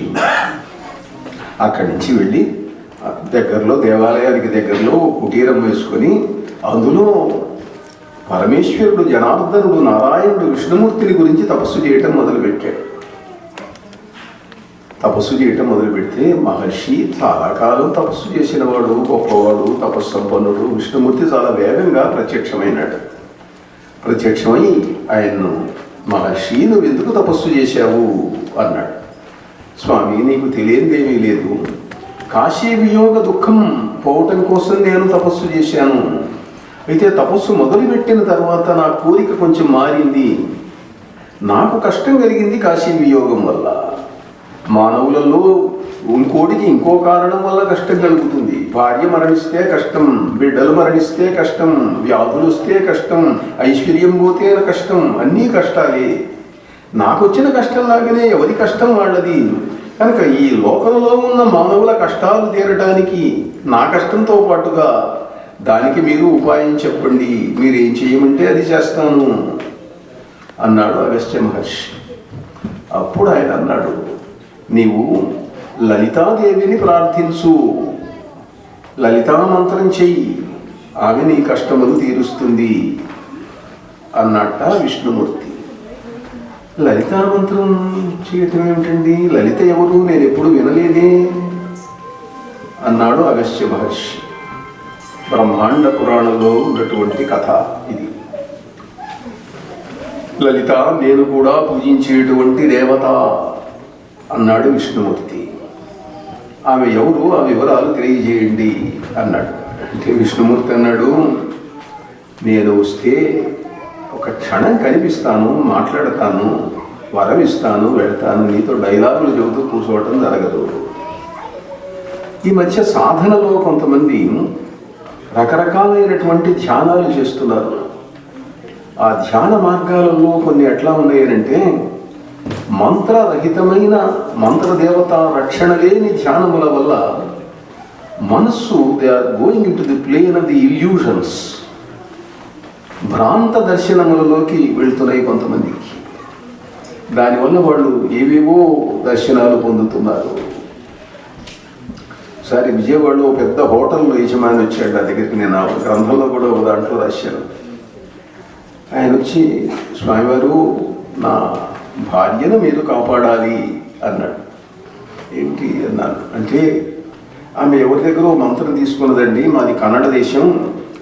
ఆయన ఒక యంత్రం ఇచ్చాడు వాళ్ళ గురువు గారు. ఆ యంత్రం దగ్గర పెట్టుకొని ఆమె రోజు పూజ చేస్తున్నది, దేవతా సాక్షాత్కారం అయిందన్నది. ఆమె చెప్పినవి ఏవో చెబుతున్నది, రోజు కొన్ని జరుగుతున్నాయి, కొన్ని జరగటం లేదు. మొన్న ఒక రోజు రాత్రి భోజనాలన్నీ అయిపోయిన తర్వాత బెడ్రూమ్లోకి వెళ్తుంటే నువ్వు నా బెడ్రూమ్లోకి వాటి నుంచి రావద్దు అన్నది. ఏమిటి ఏమైందంటే, నువ్వు ఎవరితోటో పోతున్నట్టు అమ్మవారు నాకు చెప్పింది, నువ్వు లోపలికి వచ్చావంటే ఊరుకోనన్నది. ఏం చేస్తుంది, నేను లోపలికి వెళ్ళాను, బెల్ట్ తీసుకొని కొట్టింది నన్ను. బెల్ట్ తీసుకొని కొడితే నేను తిరిగి కొట్టగలను, నాకు బాధగలను. కానీ ఎందుకు వచ్చింది నా భార్యకి ఇలాంటి పరిస్థితి, ఏం జరిగింది ఈవిడకు అని అనుకున్నాను, అందుకని వచ్చాను మీ దగ్గరికి అన్నాడు. అంటే వచ్చారు, బాగానే ఉందనుకోండి, మరి ఆమెను ఒకసారి తీసుకురండి. ఆమె మీ దగ్గరికి ఎందుకు వస్తుందండి, ఆమె పెద్ద దేవతను అనుకుంటున్నది, మీ దగ్గరికి ఎందుకు వస్తుంది అన్నాడు. కాదు, ఇక్కడికి వస్తే ఈ అమ్మవారు నీకు దివ్యశక్తులు ఇస్తుందని స్వామివారు చెప్పారు. గుంటూరులో ఉన్నాను నేను అప్పుడు, కాళీపీఠంలో. కాళీదేవి నీకు ఇంకా శక్తులు ఇస్తుందని చెప్పారు స్వామివారు అని చెప్పి వస్తుందిలే అన్నాడు. వచ్చింది. 3 రోజులు ఏదో హోమాలు చేయించాము. స్వామివారు నేను పొరపాటు పడ్డానండి, నేను నా భర్తతో కాపురం చేసుకుంటానన్నది, వెళ్ళి ఏదో చేసుకుంటున్నది అనుకోండి. ఇట్లా దేవత, మహాదేవత వస్తే ఓ బ్రహ్మో, విష్ణువో, శివుడో, రాముడో, హనుమంతుడో ఎవరు వచ్చినా క్షణం ఉంటారు, కోరిన వరాలు ఇస్తారు, వెళ్ళిపోతారు. అప్పుడు ఆయన అన్నాడు విష్ణుమూర్తి, నీతో నా అంశం ఉన్నటువంటి హయగ్రీవుడిని పంపిస్తాను నీ దగ్గరికి, హయగ్రీవుడు నీతో అన్ని విషయాలు చెప్తాడు అన్నాడు. ఆ హయగ్రీవుడు లలితాదేవి యొక్క తత్వమును మొత్తము అగస్త్య మహర్షికి చెప్పాడు. అదే బ్రహ్మాండ పురాణంలో ఉన్నది. హయగ్రీవ ఉవాచ. మీరు లలితా సహస్రనామాలు చదివినా, చరిత్ర చదివినా హయగ్రీవుడి పేరు ఉంటుంది. ఆ హయగ్రీవుడి కోసం ఈ కథ అంతా చుట్టూ తిరిగామన్నమాట. ఇప్పుడు అలా హయగ్రీవ మహర్షి ఉన్నాడు. ఆ హయగ్రీవ మహర్షి విష్ణువంశ సంభూతుడైనటువంటి మహాపురుషుడైన ఆయన ఈ లలితాదేవి యొక్క చరిత్ర మొత్తాన్ని ఆయన చెప్పాడు అగస్త్య మహర్షికి. శ్రీ విద్యలో ఉండేటువంటి విశేషాలు, 2 రకాలైన విద్యలు, కాది విద్య, హాది విద్య. అగస్త్యుడు కాది విద్య చేశాడని, లోపాముద్ర హాది విద్య చేసిందని మనకు చెప్పబడుతూ ఉన్నది. దాంట్లో ఉండేటువంటి పంచదశి, షోడశి ఇవన్నీ కూడా.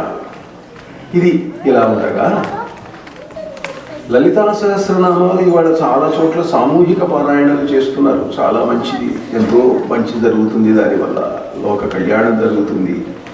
పుట్టేటువంటి ఆ ధ్వని తరంగాల వల్ల పుట్టేటువంటి అద్భుతమైన శక్తి ఎంతో ఉపకారం చేస్తుంది, ప్రజలకు కష్టాలు తీరుస్తుంది.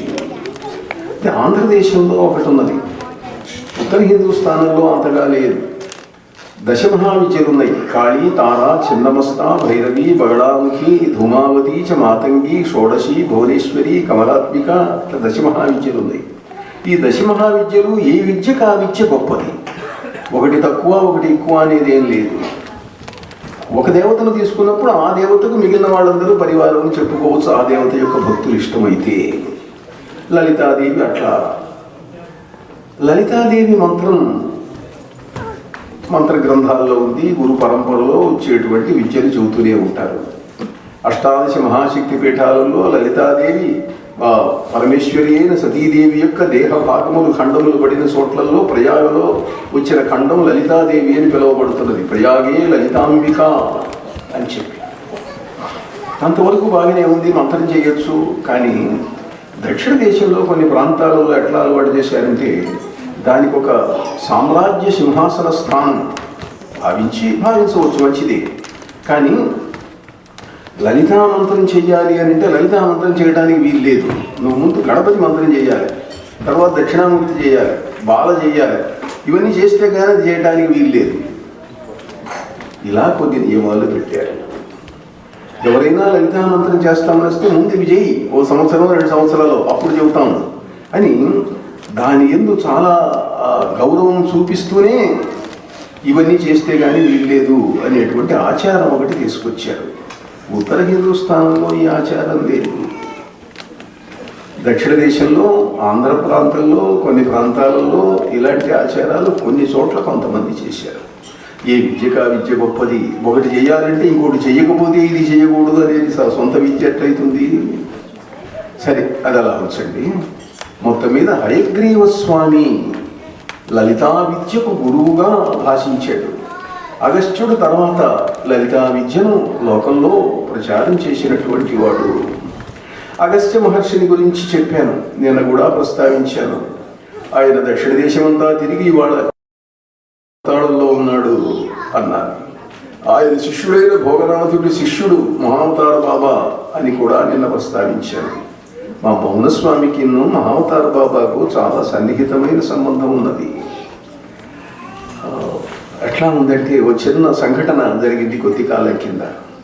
కెనడాలో టొరాంటోలో రామయ్య చెట్టి అని ఒక ఆయన పెద్ద ధ్యాన కేంద్రం పెట్టాడు. అది మహావతార బాబా సంప్రదాయానికి చెందిన ధ్యాన కేంద్రం. అది ఆ ధ్యాన కేంద్రంలో ఉంటూ ఆయన ఒకసారి కొత్తాళం వచ్చాడు. కొత్తాళం వచ్చి నేను అక్కడ చాతుర్మాస్య దీక్షలోనే ఉన్నాను 7-8 ఏళ్ల కింద. వచ్చి స్వామివారు, నేను మౌనస్వామి సమాధి దగ్గర ధ్యానం చేస్తానండి, అనుమతిస్తారా అన్నాడు. తప్పకుండా చేయండి అన్నాను. వెళ్ళి కూర్చున్నాడు. కూర్చొని 1 గంట తర్వాత వచ్చి స్వామివారు, మౌనస్వామి ఇప్పటికీ ఉన్నాడండి, నాకు ధ్యానంలో కనిపించాడండి, నాకు 30 ఏళ్ల కింద మహానుభావుడు నాకు ఉపకారం చేశాడండి అన్నాడు. అట్లనా అన్నాను. ఏమిటి ఉపకారం అంటే, మేము కోటీశ్వరులము, అన్నామలై యూనివర్సిటీకి భూరి విరాళం ఇచ్చిన అన్నామలై చెట్టియార్ యొక్క కుమారుణ్ణి నేను, కోట్లకు అధిపతులం మేము. నాకు బోన్ టీబీ వచ్చింది, ఎన్ని మందులు తీసుకున్నా తగ్గలేదు. నేను క్రియాయోగ మార్గంలో సాధన చేస్తున్నాను. మహావతార బాబా నాకు గురువు, ఆయన గురువుగా భావించి సాధన చేస్తున్నాను, ధ్యానం చేస్తున్నాను. వ్యాధి తగ్గటం లేదు. ఒకరోజు కల వచ్చింది. కలలో మౌనస్వామి కనిపించారు. మహావతార బాబా నాతో చెప్పాడయ్యా, ఆ ప్రాంతంలో నువ్వు ఉన్నావు కదా, నేను ప్రస్తుతం హిమాలయాలలో ఎక్కడో వేరే పని మీద తిరుగుతున్నాను, మావాడు ఉన్నాడు, వాడు వ్యాధితో బాధపడుతున్నాడు, ఆ బాధను పోగొట్టు అన్నారు నన్ను. ఇదిగో నీకు ఈ తావీది ఇస్తున్నాను, తీసుకో, ఇది ధరించు, నీ వ్యాధి తగ్గుతుంది అన్నారు. కళ చెదిరింది, పక్క మీద తావీజు ఉన్నది. ఆ తాయెత్తు కట్టుకున్నాను నేను, కట్టుకుంటే నాకు వ్యాధి తగ్గిపోయింది అన్నాడు రామయ్య చెట్టి. అలా రామయ్య చెట్టి కథ చెప్పినప్పుడు చాలా ఆశ్చర్యం కలిగింది. సిద్ధులు, యోగీశ్వరులు, మహానుభావులు, వాళ్ళ మధ్య ఉండేటువంటి అనుబంధాలు ఎట్లా ఉంటాయో అని చెప్పి, అలా మహాపురుషుడైనటువంటి మహావతార బాబా ఆయన యొక్క జీవిత చరిత్ర, జీవిత గమనం ఈనాడు కూడా సిద్ధపురుషుడై సంచరిస్తున్నటువంటి వ్యక్తి. అటువంటి కుర్తాళ పీఠంతో అనుబంధం ఉన్న మరొక సిద్ధుడి కథ చెప్తాను. శ్రీలంక ఉన్నది. శ్రీలంకలో ఓ బ్రాహ్మణ కుటుంబం, వాళ్ళకు సంతానం లేదు. తీర్థయాత్రలు చేస్తే ఏ దేవతైనా అనుగ్రహిస్తుందేమో, ఏ మహానుభావుడైనా అనుగ్రహిస్తాడేమో అని బయలుదేరారు. అక్కడ ఉన్న క్షేత్రాలవి చూశారు. సముద్రం పక్కనే కాబట్టి దాటి భారతదేశానికి వచ్చారు. అక్కడ ఒక నాడీ జ్యోతిష్కుడికి చూపించుకున్నారు. చూపించుకుంటే దాంట్లో ఉంది, మీరు కొత్తాళం వెళ్ళండి, మీ సమస్యకు పరిష్కారం దొరుకుతుంది అని ఉన్నది. ఇప్పుడు ఇది 7th సెంచరీలో జరిగినటువంటి కథ. 7వ శతాబ్దం 8వ శతాబ్దం ఆ మధ్యలో జరిగిన కథ. కుర్తాళ్ళు వచ్చారు, జలపాతాలలో స్నానం చేశారు. అక్కడ కూర్చున్నారు. ఎవరో ఒక యోగి వచ్చాడు. యోగి వచ్చి, ఏమయ్యా ఎక్కడి నుంచి వచ్చారు?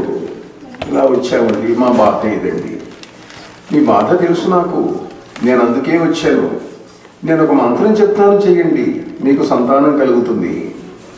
ఆ బిడ్డ కలిగిన తర్వాత మీకు సంతాన యోగం లేదు, కానీ మీరు భక్తితో ప్రార్థించారు కనుక వచ్చేట్టు చేస్తాను. ఆ బిడ్డ దైవశక్తులు కలిగిన వాడైతాడు. మీరు ఉత్తర హిందూస్థానం వెళ్ళండి, మీరు బుద్ధ గయకు వెళ్ళండి, అక్కడ మీకు ఏం చేయాలో చెప్పబడుతుంది అన్నారు. ఆమె గర్భవతి అయింది. సొంత ప్రదేశానికి వెళ్ళారు శ్రీలంకలో. అక్కడ ఆమె ప్రసవించింది. ఆ ప్రసవించిన బిడ్డను ఆయన చెప్పిన సూచన ప్రకారం జాతాశౌచం అవన్నీ అయిపోయి కాస్త ఓపిక వచ్చిన తర్వాత బయలుదేరి తీర్థయాత్రలకు బయలుదేరారు. బయలుదేరి వెళ్ళి నెమ్మదిగా తీర్థయాత్రలు చూసుకుంటూ కాశీ, ప్రయాగ, గయ ఇవన్నీ చూసుకుంటూ ఆ గయలో బుద్ధ గయ దగ్గరికి వెళ్ళారు. బుద్ధుడు తపస్సు చేసినటువంటి చోటు, అక్కడ ఒక మహావృక్షం ఉన్నది. ఇప్పటికీ కూడా బుద్ధుడు తపస్సు చేసిన వృక్షం అని చెప్పి చెప్తారు. అక్కడ బుద్ధుడి యొక్క దేవాలయం అది ఉన్నది. వెళ్ళిన వాళ్ళు చూస్తూ ఉంటారు. అక్కడికి పోయిన తర్వాత వాళ్లకు మరొక సందేశం ఇవ్వబడింది. ఇక్కడ బుద్ధుడికి నమస్కారం చేసి మీరు పశ్చిమ భారతానికి వెళ్ళండి, అక్కడ ఓడ్యాన పీఠం ఉన్నది, ఆ ఓడ్యాన పీఠం దగ్గరికి వెళ్ళండి. అక్కడికి వెళ్ళిన తర్వాత మీకు ఎక్కువ ఆయువు లేదు, మీ ఇద్దరు దంపతులకు ఆయువు తీరిపోయింది, మీ బిడ్డ మీ చేతుల్లో పెరగడు, కానీ వాడు మహనీయుడవుతాడు. అందువల్ల మీరు వెళ్ళి ఓడ్యాన పీఠం దగ్గర ఉండేటువంటి ఒక సరస్సు ఉన్నది. ఆ సరస్సులో దాన సరస్సు అని అంటారు దాన్ని. ఆ సరస్సు మధ్యలో ఒక పద్మం ఉంటుంది. ఆ పద్మంలో మీ అబ్బాయిని పడుకోబెట్టండి. తర్వాత కొద్ది కాలానికి మీరు శరీరాలు విడిచిపెడతారు అని వాళ్లకు సందేశం ఇవ్వబడింది. చేయగలిగింది ఏమీ లేదు, ఆజ్ఞను పాలించక తప్పదు. బయలుదేరారు. అక్కడికి వెళ్ళారు. ఆ సరస్సు ఉన్నది అక్కడ. ఓడ్యాన ప్రాంతంలో ధర్మబోధి అనేటువంటి ఒక మహారాజు ఉన్నాడు. అక్కడ బౌద్ధ మతం బాగా వ్యాపించున్నది. ఆ బౌద్ధ రాజు అతడికి పిల్లలు లేరు, సంతానం లేదు. సంతానం లేకపోతే అతడికి ఒక కళ వచ్చింది. ఆ కళలో ఫలానా చోట బిడ్డ ఉంటాడు, ఆ బిడ్డను తెచ్చి పెంచుకో అని ఉన్నది. అతడు అక్కడికి వచ్చాడు. ఈ బిడ్డ కనిపించాడు. ఈ బిడ్డను తీసుకున్నాడు. మనకి ఇదే కథ బ్రహ్మ వైవర్త పురాణంలో కూడా కనిపిస్తుంది.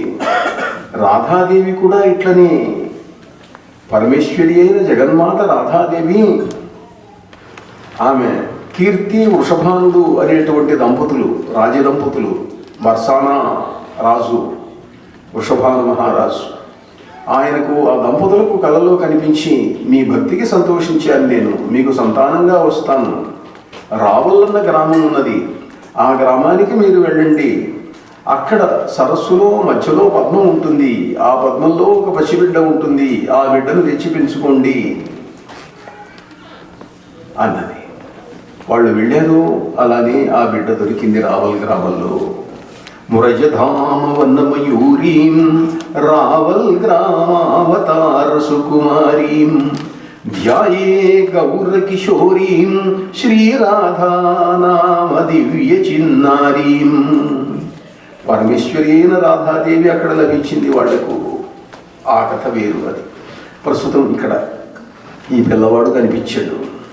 ఈ పిల్లవాడిని ఒడ్యాణ పీఠ ఏ రాజ్యంలో ఉన్నదో ఆ రాజ్య చక్రవర్తి ధర్మబోధి మహారాజు, ఇంద్రబోధి ఆయన ఈ బిడ్డను ఎత్తుకున్నాడు. ఎత్తుకొని సంతానం లేని నాకు బుద్ధ భగవానుడు ప్రసాదించాడు, ఎవరి బిడ్డవయ్యా నువ్వు అన్నాడు. అలా పట్టుకొని ఆ బిడ్డ మాట్లాడటం మొదలుపెట్టింది. నేను పద్మసంభవుణ్ణి, నా తండ్రి సమంతభద్రుడు, నా తల్లి సమంతభద్రి, నేను పద్మసంభవుణ్ణి, నేను బుద్ధుణ్ణి అన్నాడు. పసిబిడ్డ మాట్లాడుతున్నది, ఆశ్చర్యంగా ఉంది. ఏమిటిది? పసిగుడ్డు. ఆశ్చర్యపడ్డాడు మహారాజు. తాను స్వయంగా వింటున్నాడు. మేడం బ్లావెట్స్కీ ఐసిస్ అన్వీల్డ్ అన్న గ్రంథంలో ఈ విషయాన్ని గురించి ప్రస్తావిస్తూ ఓ చిన్న ఉదాహరణ ఇచ్చింది. భారతదేశంలో ఇటువంటి అద్భుతమైన సంఘటనలు ఎన్నో జరుగుతున్నాయి. పాశ్చాత్య ప్రపంచం వీటిని నమ్మటం లేదు. వాళ్ళేదో తాము సైంటిస్టులమని విజ్ఞానమని అని అనుకుంటున్నారు తప్ప మహిమాన్వితములైనటువంటి సిద్ధ యోగుల యొక్క చరిత్రలు, దేవతల యొక్క మహిమలు వాడు అర్థం చేసుకోలేకుండా ఉన్నారు అని అంటూ అప్పుడే అంతకుముందు ఆమెకు కొద్ది కాలం ముందు జరిగిన మరో సంఘటనను ఉదాహరించింది ఆవిడ.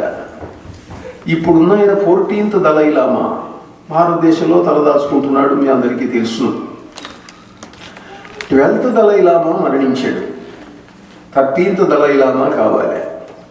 దలైలామా సంప్రదాయంలో ఓ విశేషం ఏమిటి అంటే, ఒకటే దలైలామా, అతడు బుద్ధుని యొక్క అంశ. ఎప్పుడూ కూడా అతడే మళ్ళీ శరీరం విడిచిపెడుతుంటాడు, మళ్ళీ పుడుతుంటాడు, మళ్ళీ పెరుగుతాడు, మళ్ళీ దలైలామా అవుతాడు, మళ్ళీ వెళ్ళిపోతూ ఉంటాడు. ఒకడే దలైలామా ఇన్ని శరీరాలు తీసుకుంటూ ఉంటాడు. మరణించిన తర్వాత అతడు ఎక్కడ పుట్టేది సూచనలు తెలియజేయబడతాయి. కనుక్కోవడానికి అక్కడ టిబెట్లో ఉండేటువంటి సిద్ధ సంప్రదాయానికి చెందినటువంటి లామాలు, ఆ దలైలామా యొక్క మంత్రులు, వాళ్ళందరూ కూడా వీటిని గురించి జాగ్రత్తగా పరిశీలించి వెతికి దలైలామా అయ్యే వ్యక్తిని గుర్తుపడతారు. అంతకుముందు దలైలామా వాడిన వస్తువులన్నీ అతనికి చూపిస్తారు, ధ్యానంలో చూస్తారు, రకరకాల పద్ధతులన్నీ ఉపయోగిస్తారు.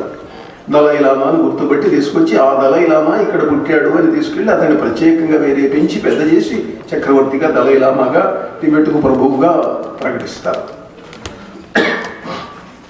12వ దలైలామా మరణించాడు.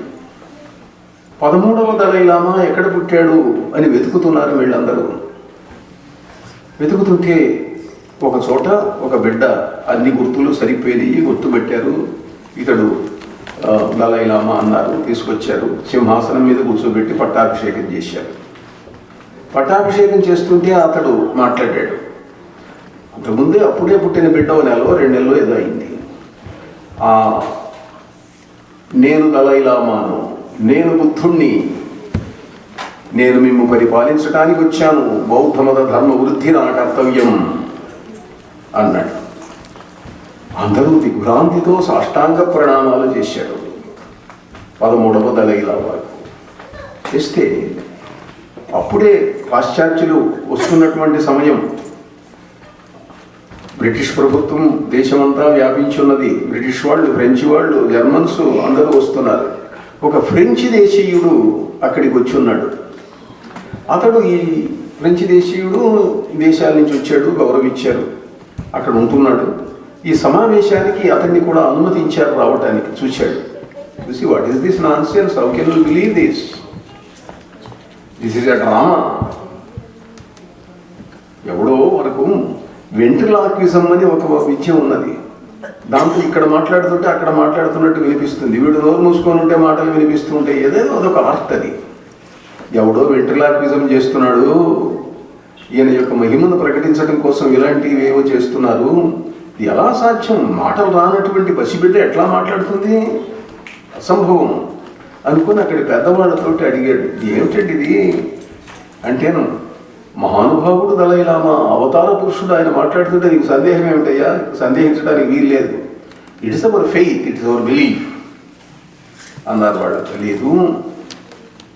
ప్రపంచంలో ఎవరూ నమ్మరు దీన్ని. నేను ఒక చిన్న పరీక్ష చేస్తాను, మీరు అనుమతిస్తారా అని అడిగాడు. చక్రవర్తిని పరీక్ష చేయటం ఏమిటి? నాన్సెన్స్.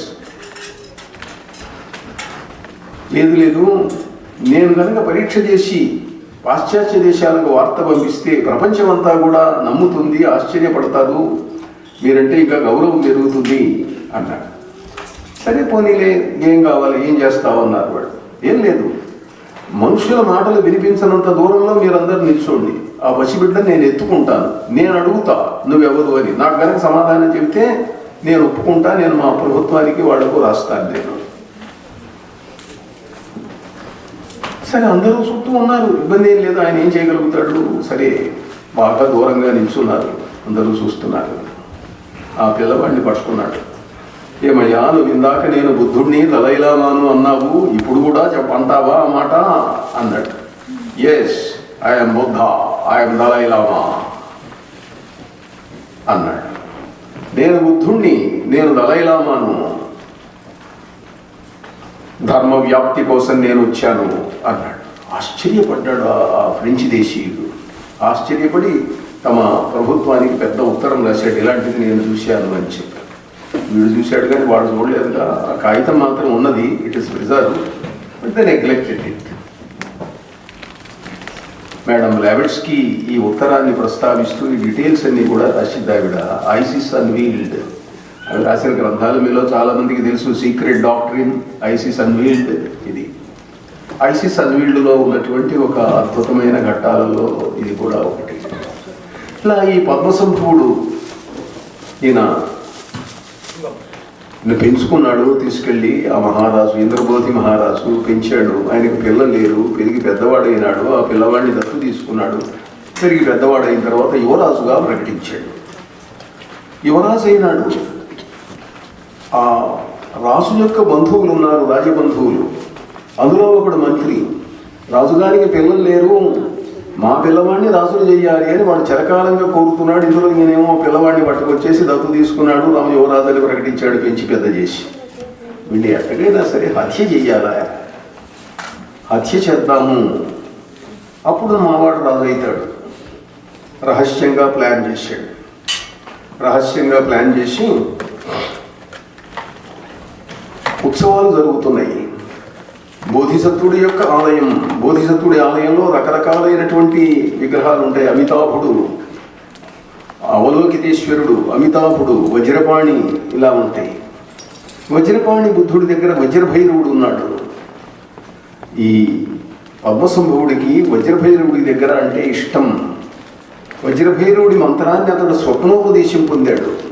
ఆ భైరవుడి దగ్గర మామూలుగా వెళ్ళేవాడు, బుద్ధుడికి నమస్కారం చేసేవాడు, కానీ ఈ వజ్రపాణి విగ్రహం దగ్గర కూర్చొని ధ్యానం చేసేవాడు. ధ్యానం చేస్తుంటే ఒకరోజు రాత్రిపూట ధ్యానం చేసే సమయంలో చంపుదాము అని వీళ్ళు ప్లాన్ చేశారు. ఆ మంత్రి కుమారుడు, కొంతమంది భటులు రహస్యంగా వెళ్ళారు. ఆ గుళ్ళో ప్రవేశించారు. వాడు ప్రవేశిస్తుంటే వజ్రభైరవుడి దగ్గర నుంచి ఇతడికి సందేశం వస్తున్నది. నేను చంపటానికి వాడు వచ్చాడు, నా చేతిలో ఉన్న ఖడ్గం తీసుకో, వాడిని సంహరించు, తప్పు లేదు, వాడు నిన్ను హత్య చేయడానికి వస్తున్నాడు అన్నాడు. దైవాజ్ఞ. పద్మసంభవుడు ఆ మంత్రి కుమారుణ్ణి నరికేశాడు. దగ్గరికి తను చంపడానికి వచ్చిన వాడిని తానే చంపేశాడు. వెంటనే అల్లకల్లోలం, ఆయనతో వచ్చిన భటులు, వాళ్ళు వీళ్ళు అందరూ కేకలు పెట్టి గందరగోళం చేసి ఈయన దగ్గరికి వచ్చారు, ఈయన ఏదైనా చేద్దామని. ఆ కత్తి పట్టుకుని నేను చూసి భయపడిపోయినారు. వెళ్ళి అందరితో చెప్పారు. అందరూ వచ్చారు అర్ధరాత్రి వేళ. రాజకుమారుడు హత్య చేశాడు. మర్నాడు న్యాయస్థానంలో విచారణ. రాజకుమారుడు హత్య చేశాడు, నువ్వు ఎందుకు చంపావు అయ్యా? న్యాయాధిపతి అడిగాడు. మహారాజు అక్కడ కూర్చున్నాడు, విచారణ జరుగుతున్నది.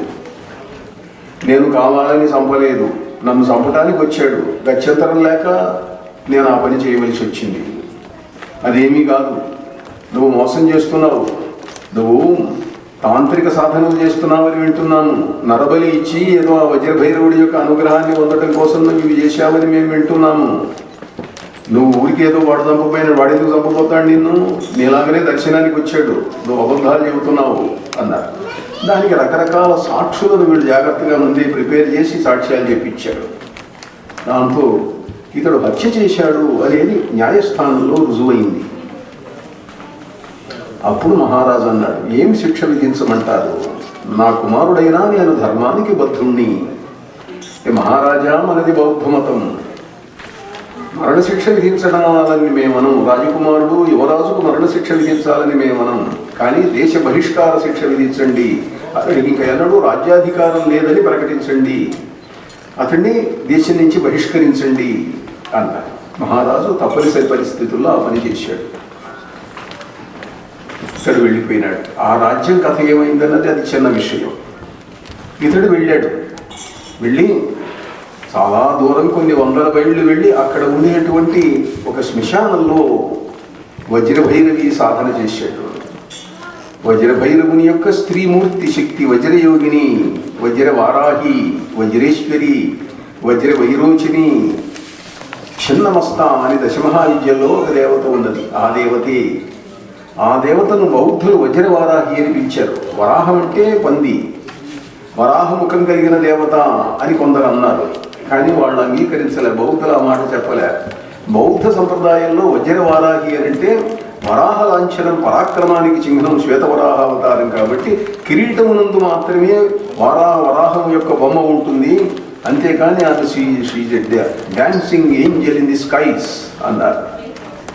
నాభిస్థ శుక్లాబ్జగ సూర్య బింబే సంసక్తరత్యం భుజబాణపీఠే స్థితాం పదేనాన్యతరేణ సమ్యక్ ఉక్షిప్త దీప్తాన్యతరాంగ్రి పద్మాం దిగంబరాం అర్కసహస్రభాసాం ఆచ్ఛాదితాం దీదితి పంజరేణ కంఠస్థలీభాసురముండమాలాం లీలాసఖీం దేవజనాధిపశ్య భయంకరాహీశ్వరబద్ధమౌళిం జ్వలద్యుగాంతానలకీలకేశీం స్ఫురత్ప్రభాభాసురవిద్యుదక్షీం చిండీం ప్రచండాం విదధీత చిత్తే.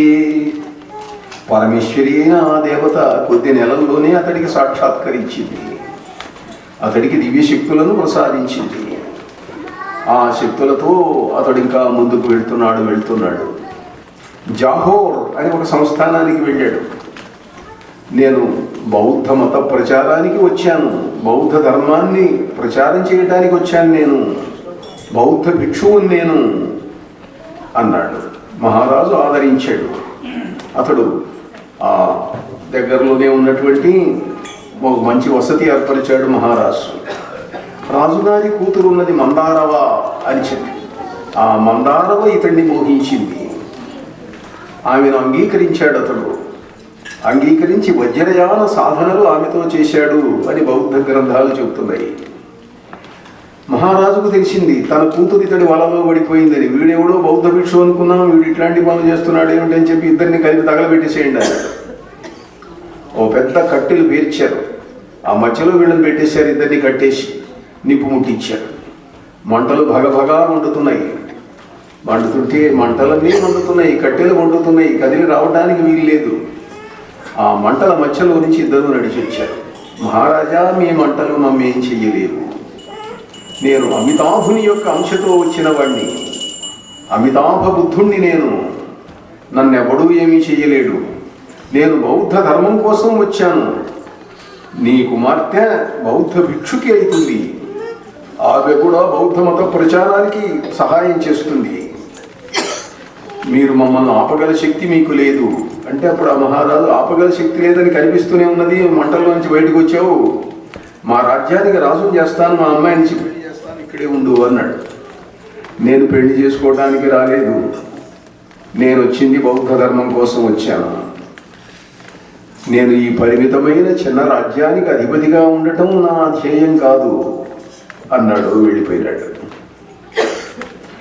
ప్రచారం చేస్తున్నాడు. ఆమెను ఒక ప్రాంతానికి ప్రతినిధిగా పెట్టి ఇక్కడ నువ్వు బౌద్ధ ధర్మాన్ని ప్రచారం చేయి, నేను ఇంకా వెళ్ళాలి, ఇంకా సాధించాలి అన్నాడు. హిమాలయాలలో సిద్ధాశ్రమ భూములు ఉన్నాయి. కైలాస పర్వతం ఉన్నది. ఆ పర్వత ప్రాంతంలో ఉన్న ఒక గుహ. ఈ సంఘటన అంతా నేపాల్లో జరిగింది. నేపాల్ నుంచి బయలుదేరాడు, టిబెట్ వచ్చాడు. అక్కడ కైలాస పర్వత గుహ ఉన్నది. అక్కడ ఒక గుహలో వజ్రభైరవుడు, వజ్రవైరోచిని, వజ్రభైరవీదేవి వాళ్ళున్న గుహ అది. ఆ గుహలో అంతకుముందు ఎందరో తపస్సు చేశారు.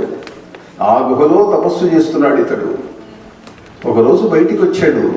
వచ్చి చూస్తే ఒక అమ్మాయి కనిపిస్తున్నది. దిగంబరగా పలకరించాడు, ఎవరు నువ్వని. ఆమెకు మాటలు రావు, కోతిలాగా కిచకిచలాడుతున్నది, మాటలు రావు. ఎవరు నువ్వు? మళ్ళీ అంతే. అప్పుడు ఆమెను సమ్మోహన శక్తితో హిప్నటైజ్ చేసి అడిగాడు, ఎవరు నువ్వు? నీకు మాటలు ఇస్తున్నాను, నేను వాక్శక్తిని ఇస్తున్నాను, ఎవరు నువ్వు అంటే ఆమె చెప్పింది, నేను పూర్వజన్మలో ఒక డాకిని, దివ్యశక్తులు కలిగిన దాన్ని. హిమాలయాలలో మామూలుగా డాకిని అని అంటే మనకు తెలుగుదేశంలో, దక్షిణ దేశంలో డాకిని అంటే దయ్యం, పిశాచం అని అర్థం చెబుతారు. చిన్నప్పుడు ఆంజనేయ నాటకం చెబుతారు. శ్రీ ఆంజనేయం ప్రసన్నాంజనేయం ప్రభా దివ్యకాయం ప్రకీర్తి ప్రదాయం శాకిని డాకిని గాలి దయ్యం మూలం బట్టి నేలంబడం కొట్టి వాలంబూలం చుట్టి ఏదో చెబుతుంటారు. కానీ ఉత్తర హిందుస్థానంలో హిమాలయ పర్వత ప్రాంతాలలో డాకిని అని అంటే అప్సరస, లోకోత్తర సౌందర్యవతి, సంగీతం నాట్యం అన్నీ వచ్చినటువంటి వాళ్ళు డాకినులు అని అంటే. కనుక ఎవరైనా హిమాలయ వాసి తన ప్రియురాన్ని హాహా డాకిని వలె ఉన్నావు అని అంటే ఎంత బాగుంటుందో. అలా డాకిని నేను. ఇక్కడ ఎవరో తపస్సు చేసుకుంటున్నాడు, నేనేదో ఆటలాడుతూ పాటలు పాడుతూ ఉన్నాను. ఆయనకు ధ్యాన భంగం కలిగింది. కోతిలాగా ప్రవర్తించిన ధ్యానానికి భంగం కలిగించావు, నీవు కోతి వగుదువుగాక అని శపించాడు. కాళ్ళ మీద పడ్డాను, ప్రార్థించాను. దయ కలిగింది. దయ కలిగి, కోతివి కాక్కర్లేదు, ఈ శరీరాన్ని విడిచిపెట్టు, మళ్ళీ పుట్టు, కోతుల మధ్య పెరుగుతావు, నిన్ను ఒక సిద్ధయోగి వచ్చి రక్షిస్తాడు అని శాపాంతాన్ని అనుగ్రహించాడు, శాప విముక్తిని. నేను శరీరాన్ని విడిచిపెట్టి శాక్య వంశంలో పుట్టాను. శాక్య వంశీయురాలైన నా తల్లి గర్భవతిగా ఉండి స్వగ్రామానికి వెళుతూ ఈ అడవిలో గుండా వెళుతున్నది. పల్లకీలో ఒక పెద్ద పులి వచ్చింది. పల్లకీ బోయీలు పరిగెత్తారు, ఒకరిద్దరిని చంపింది. మా తల్లి అక్కడే ప్రసవించింది భయంతో. ఆమె ఆ ప్రసవ బాధలో మరణించింది. నేను పసిగుడ్డుగా మిగిలిపోయినాను. నన్ను ఈ కోతులు పెంచినయి. నాకు భాష రాదు, కానీ ఇప్పుడు మీ శక్తి వల్ల నాకు భాష వస్తున్నది. నేనెవరో గుర్తొచ్చింది నాకు అన్నది. ఆమెతో వజ్రయాన సాధనలు చేశాడు పద్మసంభవుడు. బెల్మే శాక్యదేవి, బెల్మే అని పేరు. ఆమెను మళ్ళీ ఒక ప్రాంతానికి బౌద్ధ భిక్షుకిగా పెట్టాడు. బౌద్ధ మత ప్రచారానికి ఒక సంఘారామాన్ని నిర్మించి ఆమెను అక్కడ దాన్ని పెట్టి నువ్వు మతం ప్రచారం చేస్తూ ఉండు అన్నాడు. ఇంకా ముందుకు వెళ్ళాడు. అస్సాం వెళ్ళాడు. అక్కడ కళాసిద్ధి అనేటువంటి ఒక ఆమెను కూడా బౌద్ధ భిక్షుకిగా మార్చి అక్కడ ప్రతినిధిగా పెట్టాడు.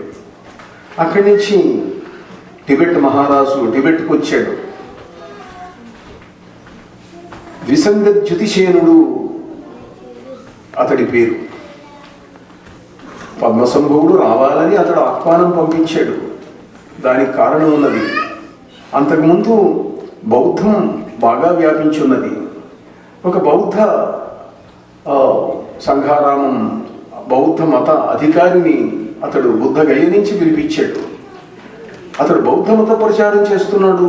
పద్మసంభవుడికి మిత్రుడే, కానీ అతడు మంత్రవేత్త కాడు. టిబెట్లో షామాన్ మంత్రవేత్తలు చాలా తీవ్రమైనటువంటి వాళ్ళు ఉన్నారు. చైనా, టిబెట్ ఆ ఏరియాలన్నింటిలో కూడా షామాన్స్ అంటే వాళ్ళు మహామంత్రవేత్తలు. వాళ్ళ ముందు ఎవరు ఆగలేరు. అతడికి వచ్చిన బౌద్ధ భిక్షుకుణ్ణి వాళ్ళు కాస్త మంచాన పడేటట్టు చేశారు. అయ్యా, నేను వాదించగలను, శాస్త్రాలు చెప్పగలను, కానీ ఎవడో నా మీద శాతపడి చేస్తే నేనేం చేయగలను, బాధపడుతున్నాను, నేను కదలలేనన్నాడు అతడు. పద్మసంభవుణ్ణి పిలిచారు. ఆయన వచ్చాడు. తన మిత్రుణ్ణి బాగు చేశాడు. అక్కడ సంఘారామాలు స్థాపించాడు. బౌద్ధ ధర్మాన్ని ప్రచారం చేశాడు. అప్రతిహతమైన ఆ శక్తి ముందు ఆనాడు ఎవరూ నిలవలేదు. పద్మసంభవుడంటే మహామంత్రవేత్త. షామాన్ మాంత్రికుల యొక్క అందరినీ కూడా ఓడించాడు. మహారాజు యొక్క భార్య ఏషే జోగ్యాల్ లోకోత్తర సౌందర్యవతి, ఆమె కూడా అతడి శిష్యురాలైంది. యశే చోగ్యా మహారాజు ఆయన శిష్యుడైనాడు. ఆయన దగ్గర మంత్రోపదేశం పొందాడు, ధ్యానానుభవాలు పొందాడు. మహారాజుకు ఆయనంటే దేవుడు. కానీ మంత్రులు, సేనాపతులు వీళ్ళందరూ కూడా అంగీకరించలేదు. నీ భార్య ఆయనకు లొంగిపోయిందయ్యా మహారాణి, అదేమిటిది, ఆయన ఎట్లా సహిస్తావు నువ్వు అన్నారు. పద్మసంభవుణ్ణి చంపడానికి చాలా ప్రయత్నాలు చేశారు.